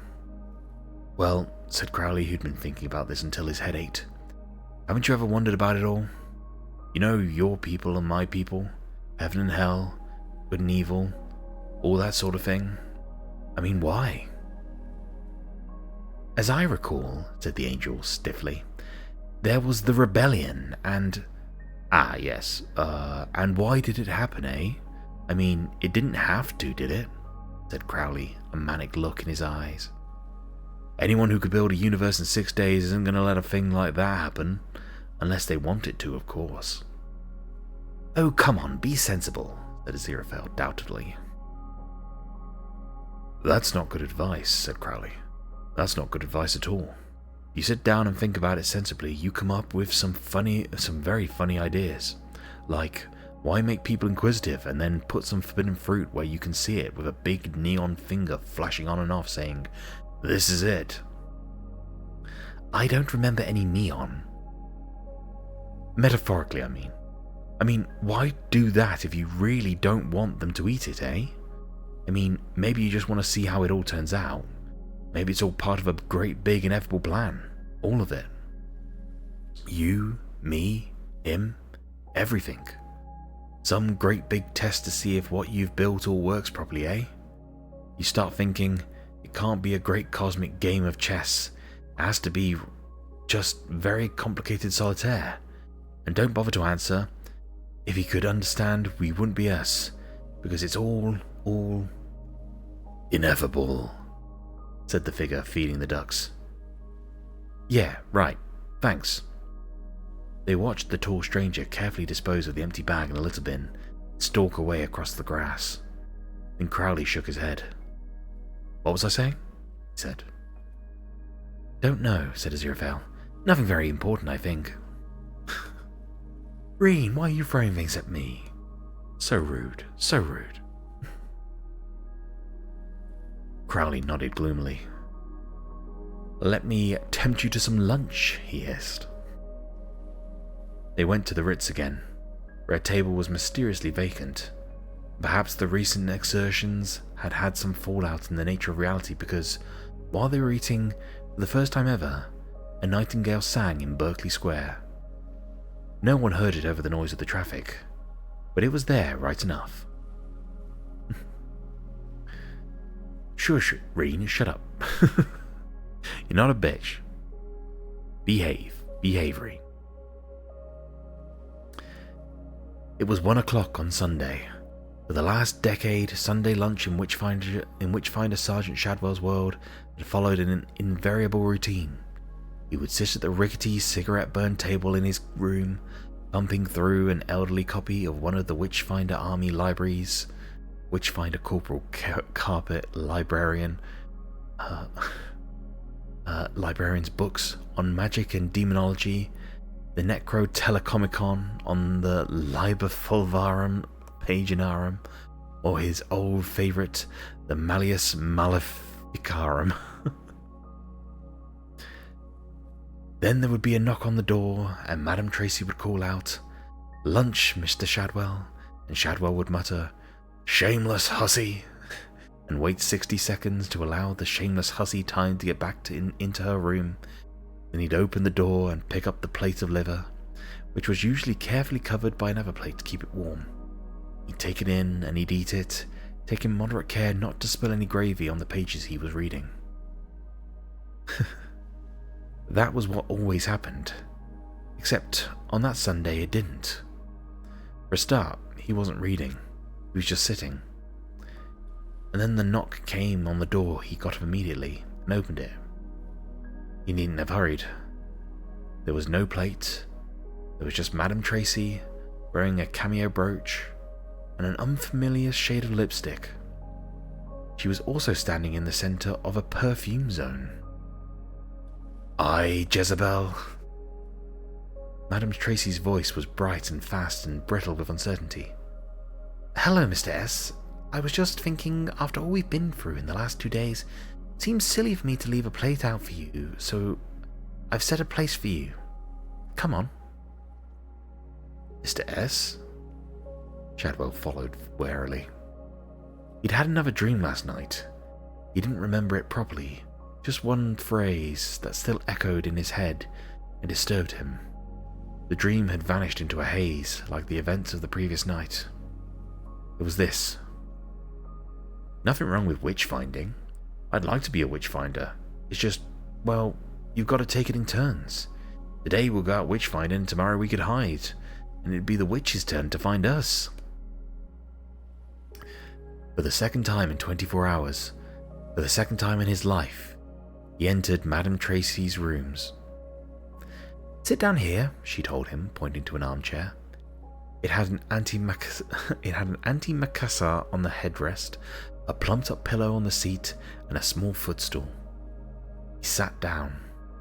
She placed a tray on his lap and watched him eat, removed his plate when he had finished.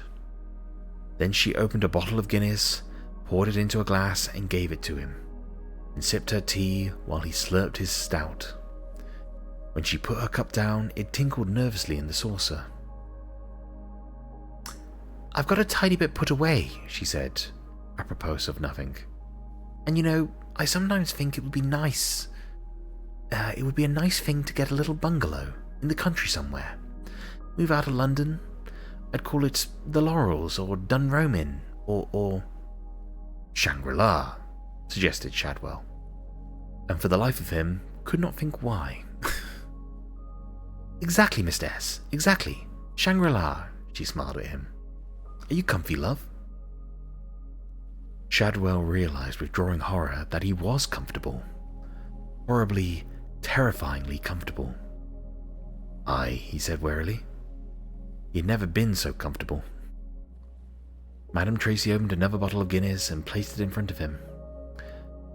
"Only trouble with having a little bungalow called, what was your clever idea, Mr. S? Shangri-La?" "Shangri-La, exactly. Is that it's not right for one, is it? I mean, 2 people. They say 2 can live as cheaply as 1. Or 518 for Shadwell, remembering the massed ranks of the Witchfinder army. She giggled. "I just wonder where I could find someone to settle down with." Shadwell realized what she was talking about. He wasn't sure about this. He had a distinct feeling that leaving Witchfinder Private Pulsifer with the young lady in Tadfield had been a bad move. As far as the Witchfinder Army Book of Rules and Regulations was concerned, this seemed even more dangerous. Still, at his age, when you're getting too old to go crawling about in the long grass, when the chill morning dew gets into your bones, and tomorrow we could hide and it'd be the Witchfinder's turn to find us. Madame Tracy opened another bottle of Guinness and giggled. "Oh, Mr. S," she said, "you'll be thinking I'm trying to get you tiddly." He grunted. There was a formality that had to be observed in all this. Witchfinder Sergeant Shadwell took a long, deep drink of Guinness, and he popped the question. Madame Tracy giggled. "Honestly, you old silly," she said, and she blushed a deep red. "How many do you think?" He popped it again. "2, said Madame Tracy. "Ah, well, that's all right then," said Witchfinder Sergeant Shadwell, retired. It was Sunday afternoon. High over England, a 747 droned westward. In the first-class cabin, a boy called Warlock put down his comic and stared out the window. It had been a very strange couple of days. He still wasn't certain why his father had been called to the Middle East. He was pretty sure that his father didn't know either. It was probably something cultural. All that had happened was a lot of funny-looking guys with towels on their heads and very bad teeth had shown him around some old ruins. As ruins went, Warlock had seen better, and one of the old guys had said to him, wasn't there anything he wanted to do? Warlock had said he'd like to leave. They looked very unhappy about that. And now he was going back to the States. There had been some sort of problem with tickets or flights or airport destination boards or something. It was weird. He was pretty sure his father had meant to go back to England. Warlock liked England. It was a nice country to be an American in. The plane was at that point passing right above the lower Tadfield bedroom of Greasy Johnson, who was aimlessly leafing through a photography magazine that he'd bought merely because it had a rather good picture of a tropical fish on the cover. A few pages below Greasy's listless fingers was a spread on American football and how it was really catching on in Europe. Which was odd, because when the magazine had been printed, those pages had been about photography in desert conditions. It was about to change his life. And Warlock flew on to America. He deserved something. After all, you never forgot the first friend you ever had, even if you were all a few hours old at the time. And the power that was controlling the fate of all mankind at that precise time was thinking, well, he's going to America, isn't he? Don't see how you could have anything better than going to America. They got 39 flavors of ice cream there, maybe even more. You comfy, sunshine. I'm sorry if I'm putting you to sleep, but I do hope you can forgive me. There were a million exciting things a boy and his dog could do on a Sunday afternoon. Adam could think of 400 or 500 of them without even trying. Thank you for the hydrate, sunshine. Let me do that now. Here we go.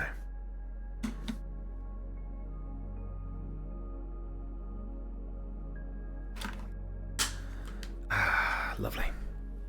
Thank you very much, sunshine. I appreciate that.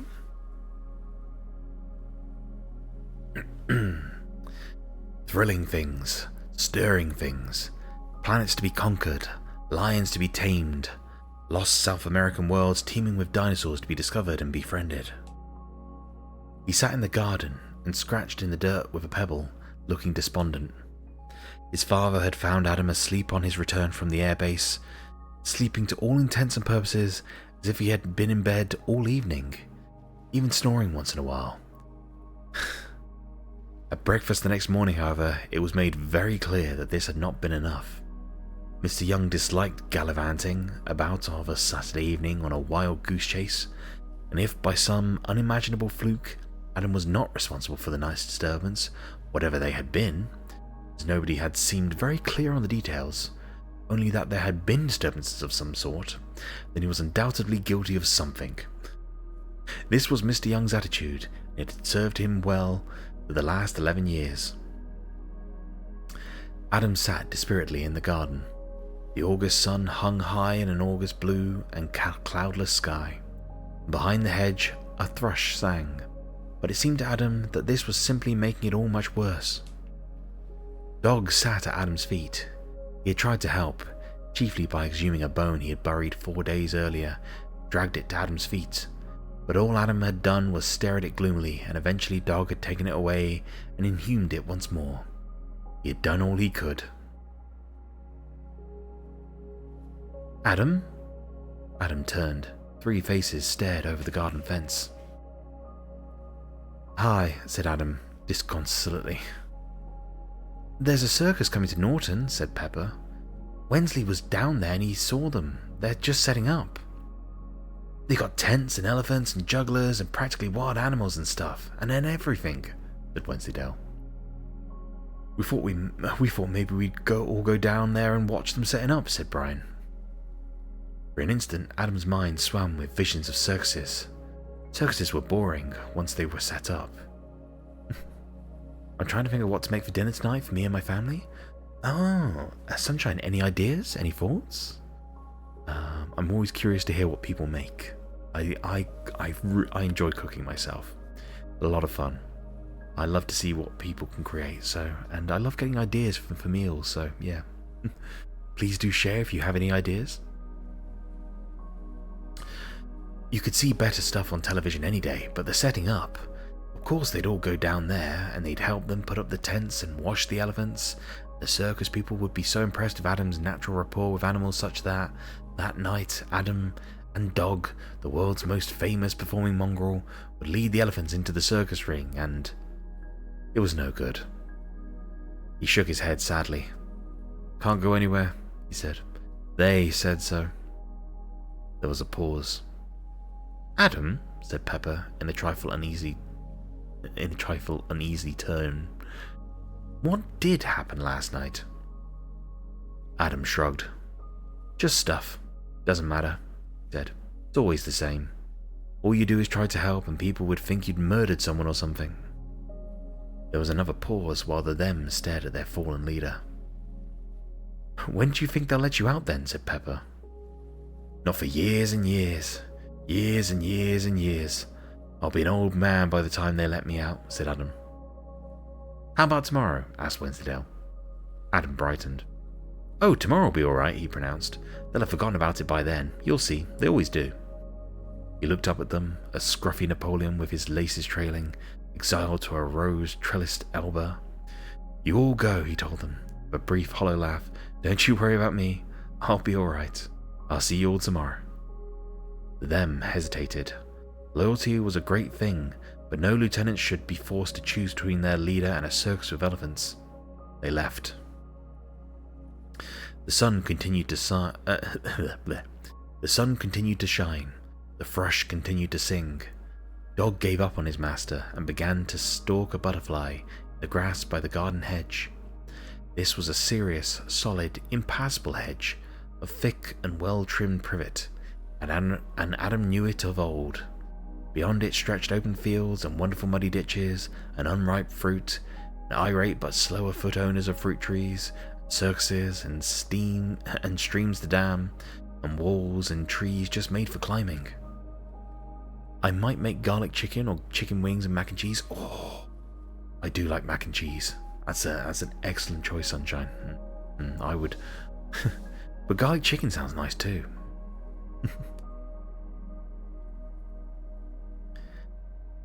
But there was no way through the hedge. Adam looked thoughtfully. Dog, said Adam sternly, get away from that hedge, because if you went through it, then I'd have to chase you to catch you, and then I'd have to go out of the garden. I'm not allowed to do that, but I'd have to if you went and ran away. Dog jumped up and down excitedly and stayed where he was. Adam looked around carefully. Then even more carefully he looked up and down, and then inside. And now there was a large hole in the hedge, large enough for a dog to run through, and for a boy to squeeze through after him. And it was a hole that had always been there. Adam winked at Dog.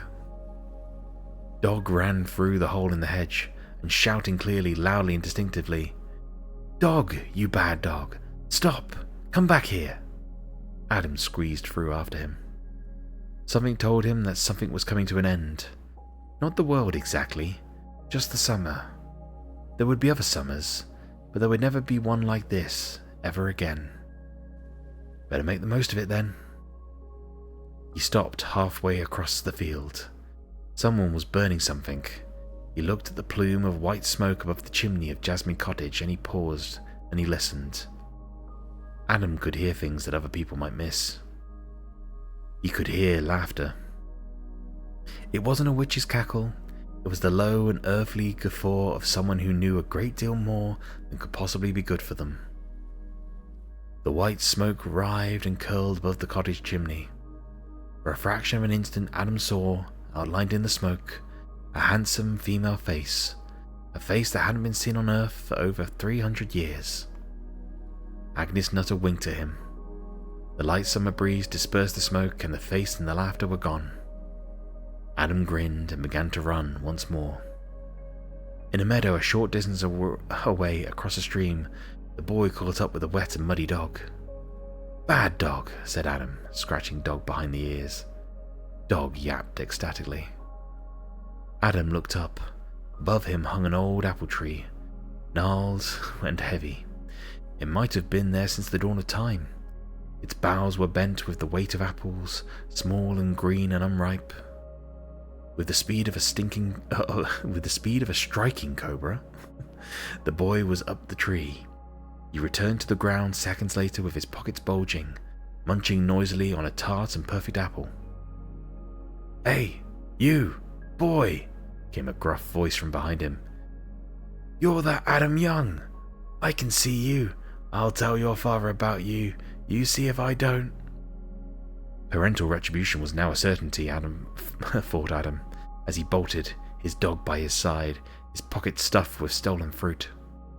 It always was. But it wouldn't be till this evening, and this evening was a long way off. He threw the apple core back in the general direction of his pursuer, and he reached into a pocket for another. He couldn't see why people made such a fuss about people eating their silly old fruit anyway, but life would be a lot less fun if they didn't. And there never was an apple, in Adam's opinion, that wasn't worth the trouble you got into for eating it. If you want to imagine the future, imagine a boy and his dog and his friends, and a summer that never ends. And if you want to imagine the future, imagine a boot. No, imagine a sneaker, laces trailing, kicking a pebble. Imagine a stick to poke at interesting things, and throw for a dog that may or may not decide to retrieve it. Imagine imagine a tuneless whistle, pounding some luckless popular song into insensibility. Imagine a figure, half angel, half devil, all human, slouching hopefully towards Tadfield, forever. And there we have it.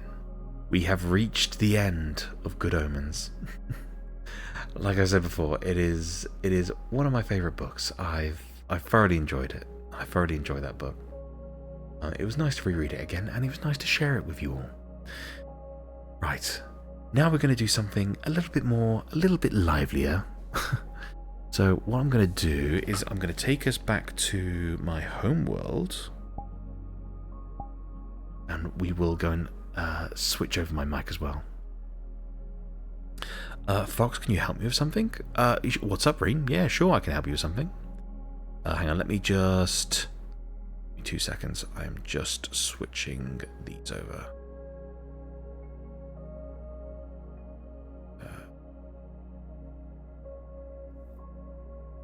Okay, fingers crossed. Everybody can hear me now. Okay, I can now put the non-mobile mic out of the way. There we go. What's 11 p.m. GMT time to my time? I can't math. Oh, 11 p.m. GMT is 5 p.m. your time. So half an hour from now. Half an hour from now, Reen. Me. I'm gonna sit down here for a second. Come on. Right, let's go. Nope, not over here. We're going around here. Around here. Just sit back over here. There we go. Nice. Right. And then let me fly the camera back down a bit. There we go. That's better. There we are. There we are. We can just chill and relax now. I am also going to... Okay, right. So I've turned the alerts back on, so we should have audio there. Let me also... I'm going to switch the music we're listening to. I'm going to put this back on. Boom, boom, boom, boom. There we go. We can enjoy some Epic the Musical now and just relax and chill out a bit. Okay, thank you. Yeah, no worries, Reen, no worries. You got something planned, have you? You doing anything tonight?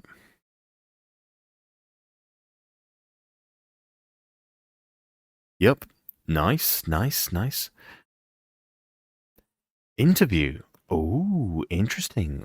What are you interviewing for, Reen? Do share, do share.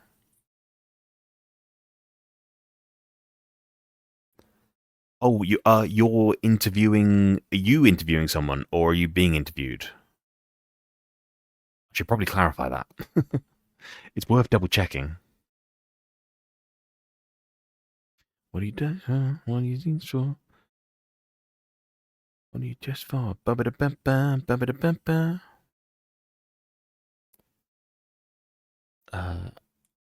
Yeah, you're interviewing Tiger VTuber. Oh, okay, I see. Cool. Hey, I mean, if you have some information about them, by all means, please feel free to send it through. I'd love to have a look.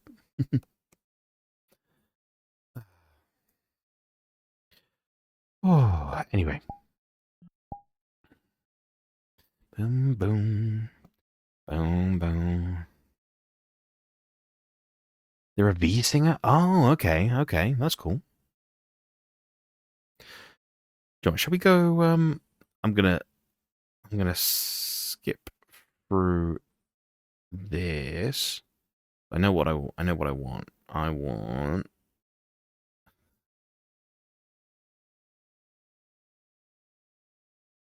Nope. Come on. I know where you are. There we go. We'll do these ones again.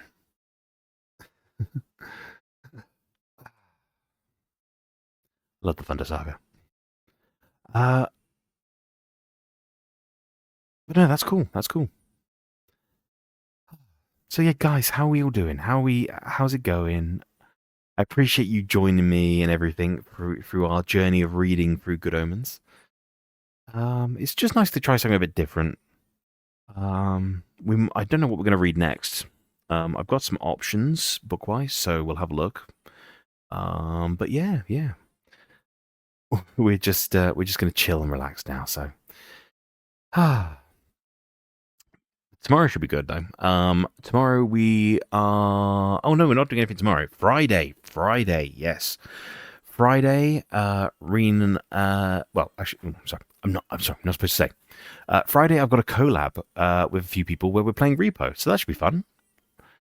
Short story? I'll try and find some short stories. Yeah, it's difficult because I need to try and find something which should take me about 2 hours to read, give or take.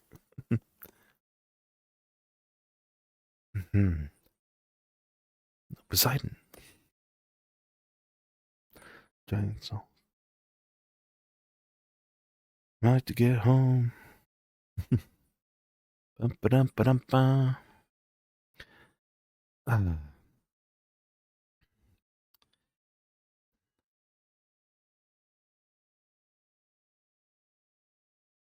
The ground. It's in the lair still. Oh, anyway, but yeah. So, tomorrow we're just gonna relax. We're having a day to ourselves. But we will be back streaming on Friday. Yeah, should be good. It should be fun. How's everybody else? Has anybody else got any plans? Anything going on this week? Would love to hear from you all.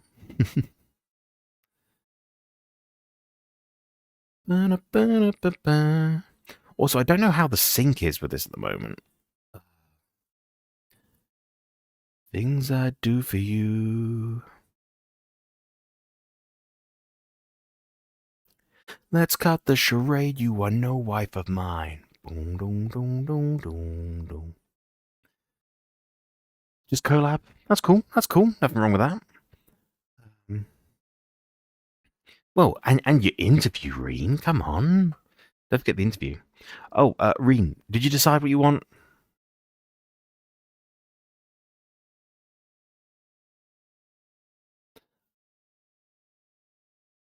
Finish the book. We have finished the book, Emmy. We have finished the book. We've got to the end, finally.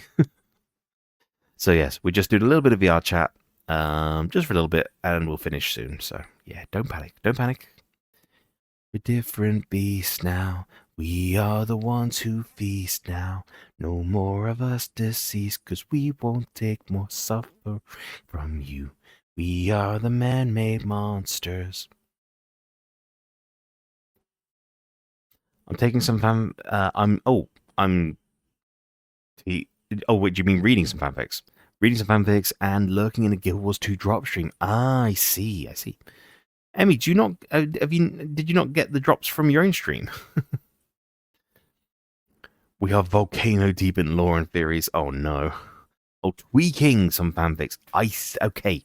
Okay, that makes more sense. Doesn't count. Okay, okay. Wait, doesn't it count? That's interesting, because when I do when I stream, I decided to make a garlic chicken. Ah, excellent, excellent. Good choice. I think I've got curry downstairs. I'm back, We bitches! are a different beast. Now, welcome in, Rosie. Thank you for joining us. Oh, actually, it doesn't remind me. I need to do this quickly.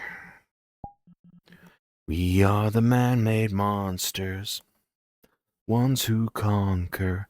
You are a threat no longer. We won't take more.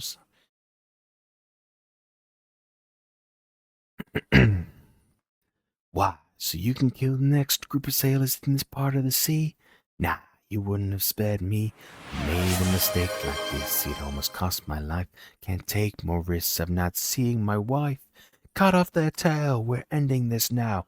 Throw their bodies back in the water. Let them drown. Okay. Fine, Rosie, fine, I'll take care of that. Ah, if you insist.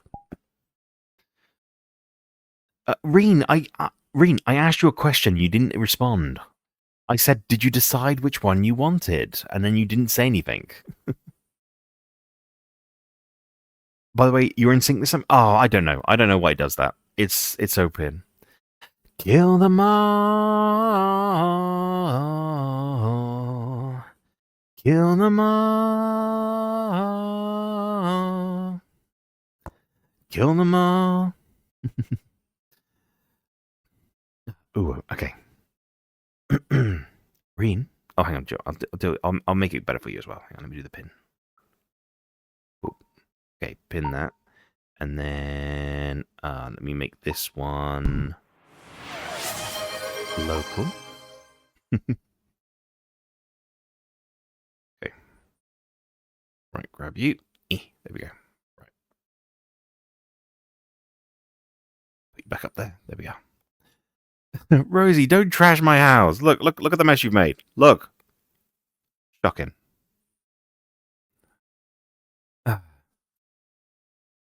You are in sync with music time. Oh, excellent. Good. Deep down.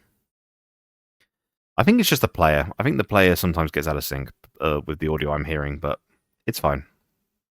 Anyway, right. Reen. Ooh. There. That makes up for the bits. Thank you very much for the bits, by the way, Reen. Right, let me put us back. Steamer. Wait, where's my pins gone? There they are. Okay, cool. Boop. Deep down.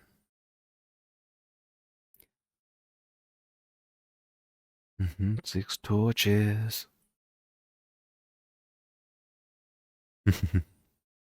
Yes. You happy? Happy, Reen? Good. For thousands of years, Oh. I lay dormant. That's good timing. Who has disturbed my... Hey, best buddy. Oh, it's you. I was literally just doing that, Rosie. Thank you very much. Hang on. Wait, quick. Let me sort the cushion out quickly. Got to just get my hands for a second. Right, there we go. Much better. Okay. Lovely. Thank you very much for the posture check, Rosie. I appreciate it. Well, is it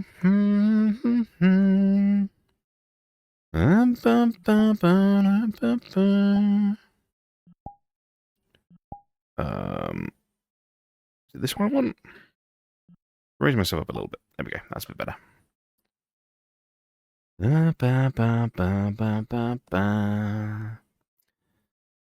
VR, yeah, we do. Fox, what's up, Reen? What's up? You okay?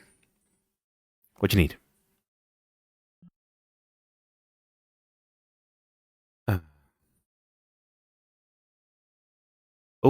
Oh God! Wait, I got a load of this all fine.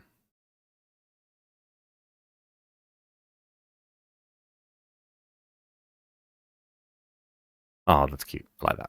Cool. I always love seeing people getting on. It's always so lovely. Cool. Sorry, I'm being nosy. I do apologize. Can you stand up and turn around for a minute? Why? Why do you want me to turn around? You know.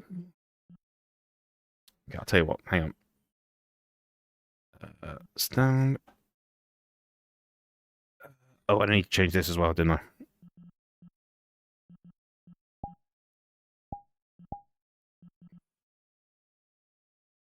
Right. What do you want, Rain?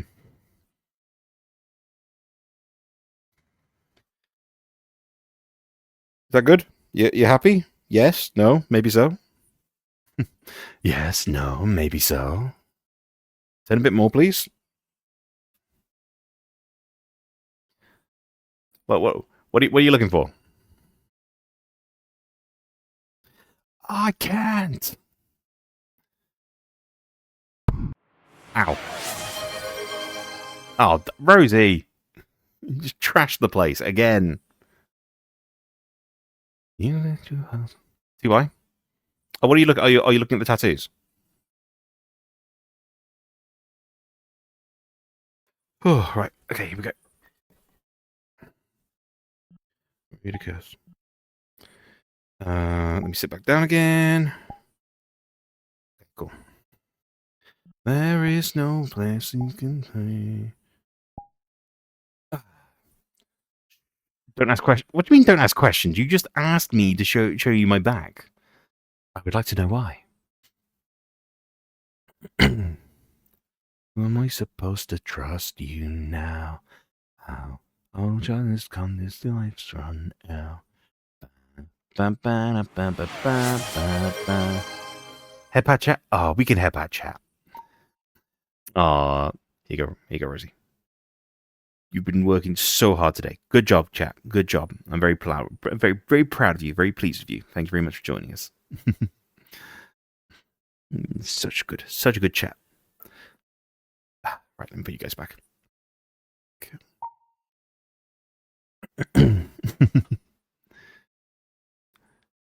Try hard. Wow. You saying I'm a try hard, Reen? Wow. So rude. Man, this is the thanks I get. I've not done anything or lurking, and now you killed me. Thank you, Emmy. Nope, not you. Oh, okay.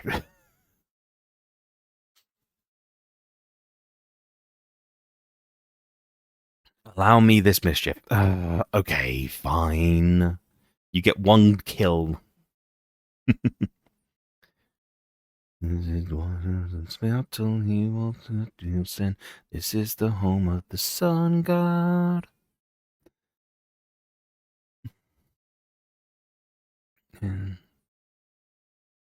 How much longer must you jump? How much longer must you be? I love Everything Musical so much. I do like the fact that I've got this set up now so that I can just have I can have Epic the Musical playing, and then just have it not saved for the VOD, so that way we can listen, we can enjoy it, we can have fun and everything, and I can still upload the VOD later. Because also, if I know what song, Everidicus, no.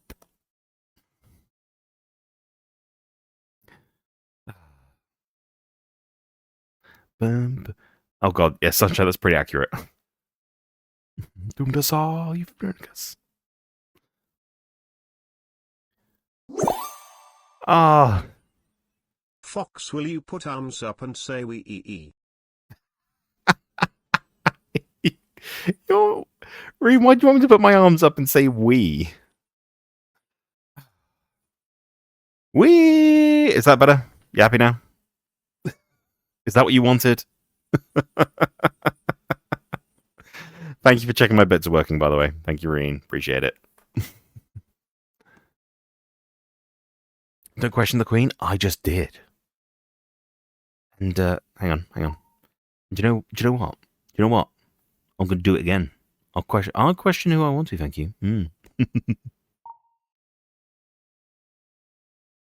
Mister, do it again.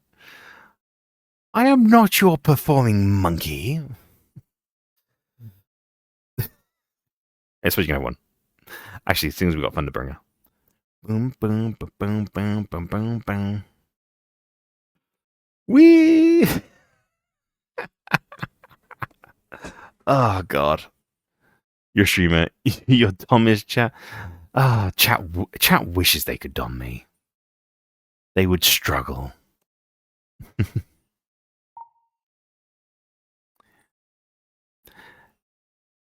You will be good chat. Good chat. Mm-hmm. Be a good chat for me, will you? Okay, there you go. Reen wishes she doms me.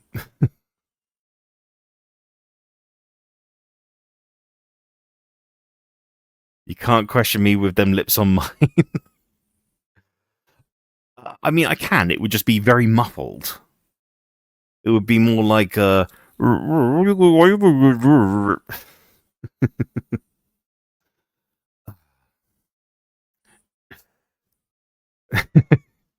Sunshine, put the knife away. Can I have your voice, lol? No, I'm using it. You can have it when I'm done with it.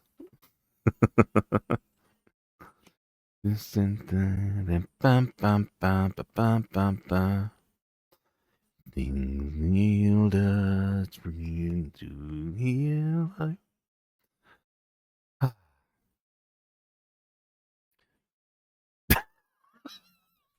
Reen, shut up. Oh my god. This is the wrong song for that. They'll say you or your crew. Bam, bam. This is not as become. Bam, bam, bam, bam, bam, bam, bam. Bam, bam, bam, bam, bam, bam. Thing from you. Come a tidal wave. My quest comes tomorrow, so I can actually move my arms with VR chat. Then in a week, full body tracking comes. Nice. Rosie, what full body tracking have you gone for? I'm curious. I'm just curious to know what option you've selected, because I have got full body tracking, but the version I've got. Okay, yes, it was affordable, but also it's just very unreliable at the best of times, which is why I tend to just stick half body because it's just so much easier. I'm being evil, Sunshine. Why are you being evil? HTC? Oh, HTC is not a bad choice actually. Okay, one thing I have heard about the HTC ones, make sure wherever you are, make sure you've got really good lighting. So make sure the room is really well lit and it's like consistent lighting.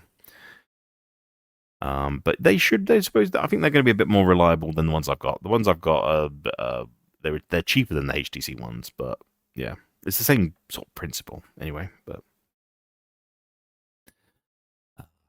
yeah, the Quest will be good. Quest is good. I'm actually using a Quest 3 myself right now. It's a good headset. Does the job.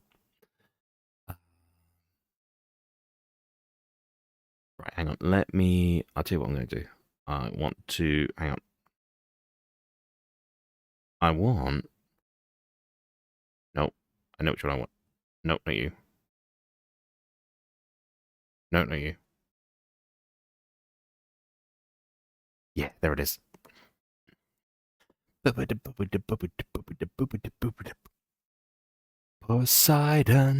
Poseidon, Poseidon, Poseidon, Poseidon, Poseidon, Poseidon, Poseidon. In all my years of living, it isn't very often that you get pissed off. I try to chill with the waves, but damn, you crossed the line. I've been so gracious, and yet you hurt the son of mine. That's right, the Cyclops you made blind is mine. I'm left without a choice and without a doubt. Yes, the pack of wolves is swimming with the shark now. Yeah, I have a VR room just for that little box room, but it's a good bubble for it. Yeah, that's cool. That's cool. Good shout. Good shout. And lighting. Nice. Nice. That is okay. Just be safe about it. Oh, God. Reen, what do you mean be safe about it? Be right back. Gonna get... Okay. Reen, you go do what you gotta do. Take care of yourself. I know your treatment's kicking your ass right now, but keep fighting, Reen. Keep fighting. I'm so proud of you.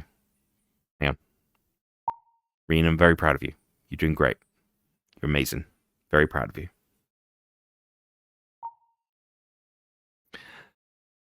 It does for her, Rosie, just because of what she's dealing with. So, as a surprise, it's the final act. We're about to break the ice now. You reveal your name, then you let him live.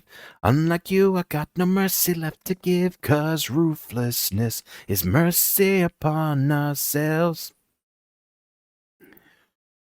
Ruthlessness is mercy upon ourselves. Now it is finally time to say goodbye. Today you die, unless of course you apologize for my son's pain and all his cries.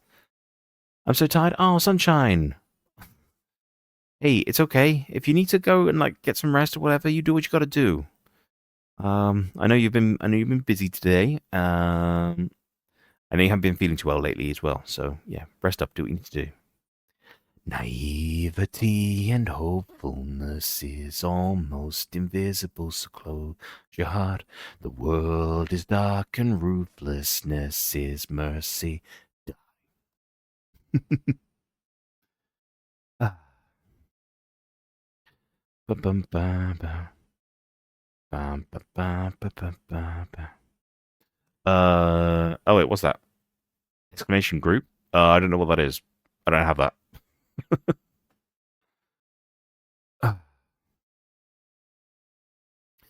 No, I don't have that command, unfortunately. Free left under your command. Some VR chat streams have it. Okay. That's fair. I should really put a list of my commands that actually do work in my chat. I know you can do, there's stuff you can do to get commands from Stream Elements, but the ones that I have in Stream Elements aren't necessarily on or working. So, yeah, some of those work, some of them don't. Actually, most of those don't work. The raid stuff does. Yeah, raid sub and raid follow work. Those aren't my Stream Elements ones. Those are Oh, that's what's its face. I know what that is. Let's mix it up, giving me the commands. Why is mix it up got the... Okay, right. Hang on. I want to skip ahead quickly again. I want to go back to the Vengeance Saga. I love the Vengeance Saga.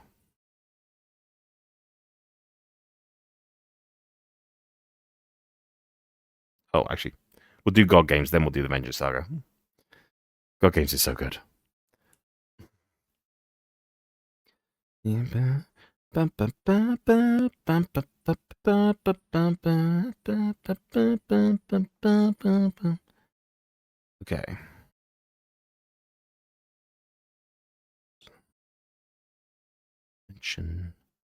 That's what you seek.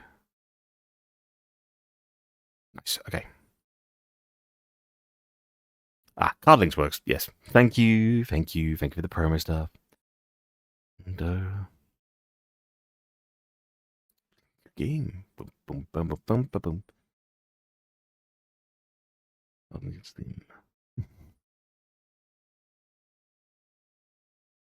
Apollo. Asbestos. Aphrodite. Breathe. Me. Ah. God damn it. Why did you do that? Oh, god damn it. Okay, it's fine. Go back, go back, go back, go back, go back, go back. Come on. Play the song. Play the song.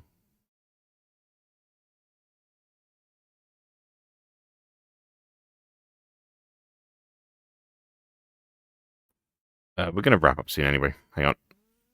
I'll tell you what. While we wrap up, I'm going to play Get in the Water. That's what I'm going to do. Okay, there it is. Nice. Okay, cool. I do need to wrap up, actually, to be fair. Thank you, Sunshine. We will have a good rest of our day. Michael, some games beforehand. That's a good shout. Yeah. Actually, speaking of which, where did Regan go? Regan was asking. Oh God. Yeah, I need to. Oh, okay. I'm gonna need to grab Regan quickly. Right, guys. Thank you very much for being here. I really appreciate it. Regan number one chat. Regan is the number one chatter. She's a good bean. She's a good bean. She does a great job. Can I raid you guys somewhere? Might just leave it today. Yeah, it's fine. We raided the other day. We won't raid tonight. We'll leave it tonight. Okay, guys. Thank you very much for being here. I really do appreciate you all. Have a good morning, good afternoon, good evening, night, wherever you're on the world. Please make sure that you're taking care of yourselves.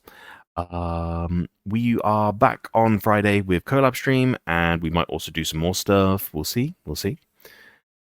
Emmy number 2. Wow. Well, should raid cricket. I honestly, I need to go get some food, so I'm not raiding tonight, but we might raid. We probably get a raid on Friday. We'll probably do a group raid with the for the repo collab. But don't forget to eat and stay hydrated. Yes, guys. Make sure that you're eating and staying hydrated as well. I hope to see you all very, very soon. Take care of yourselves, both physically and mentally. And I'll catch you all later. Take it easy, guys. Bye, everybody. Bye. Let's go.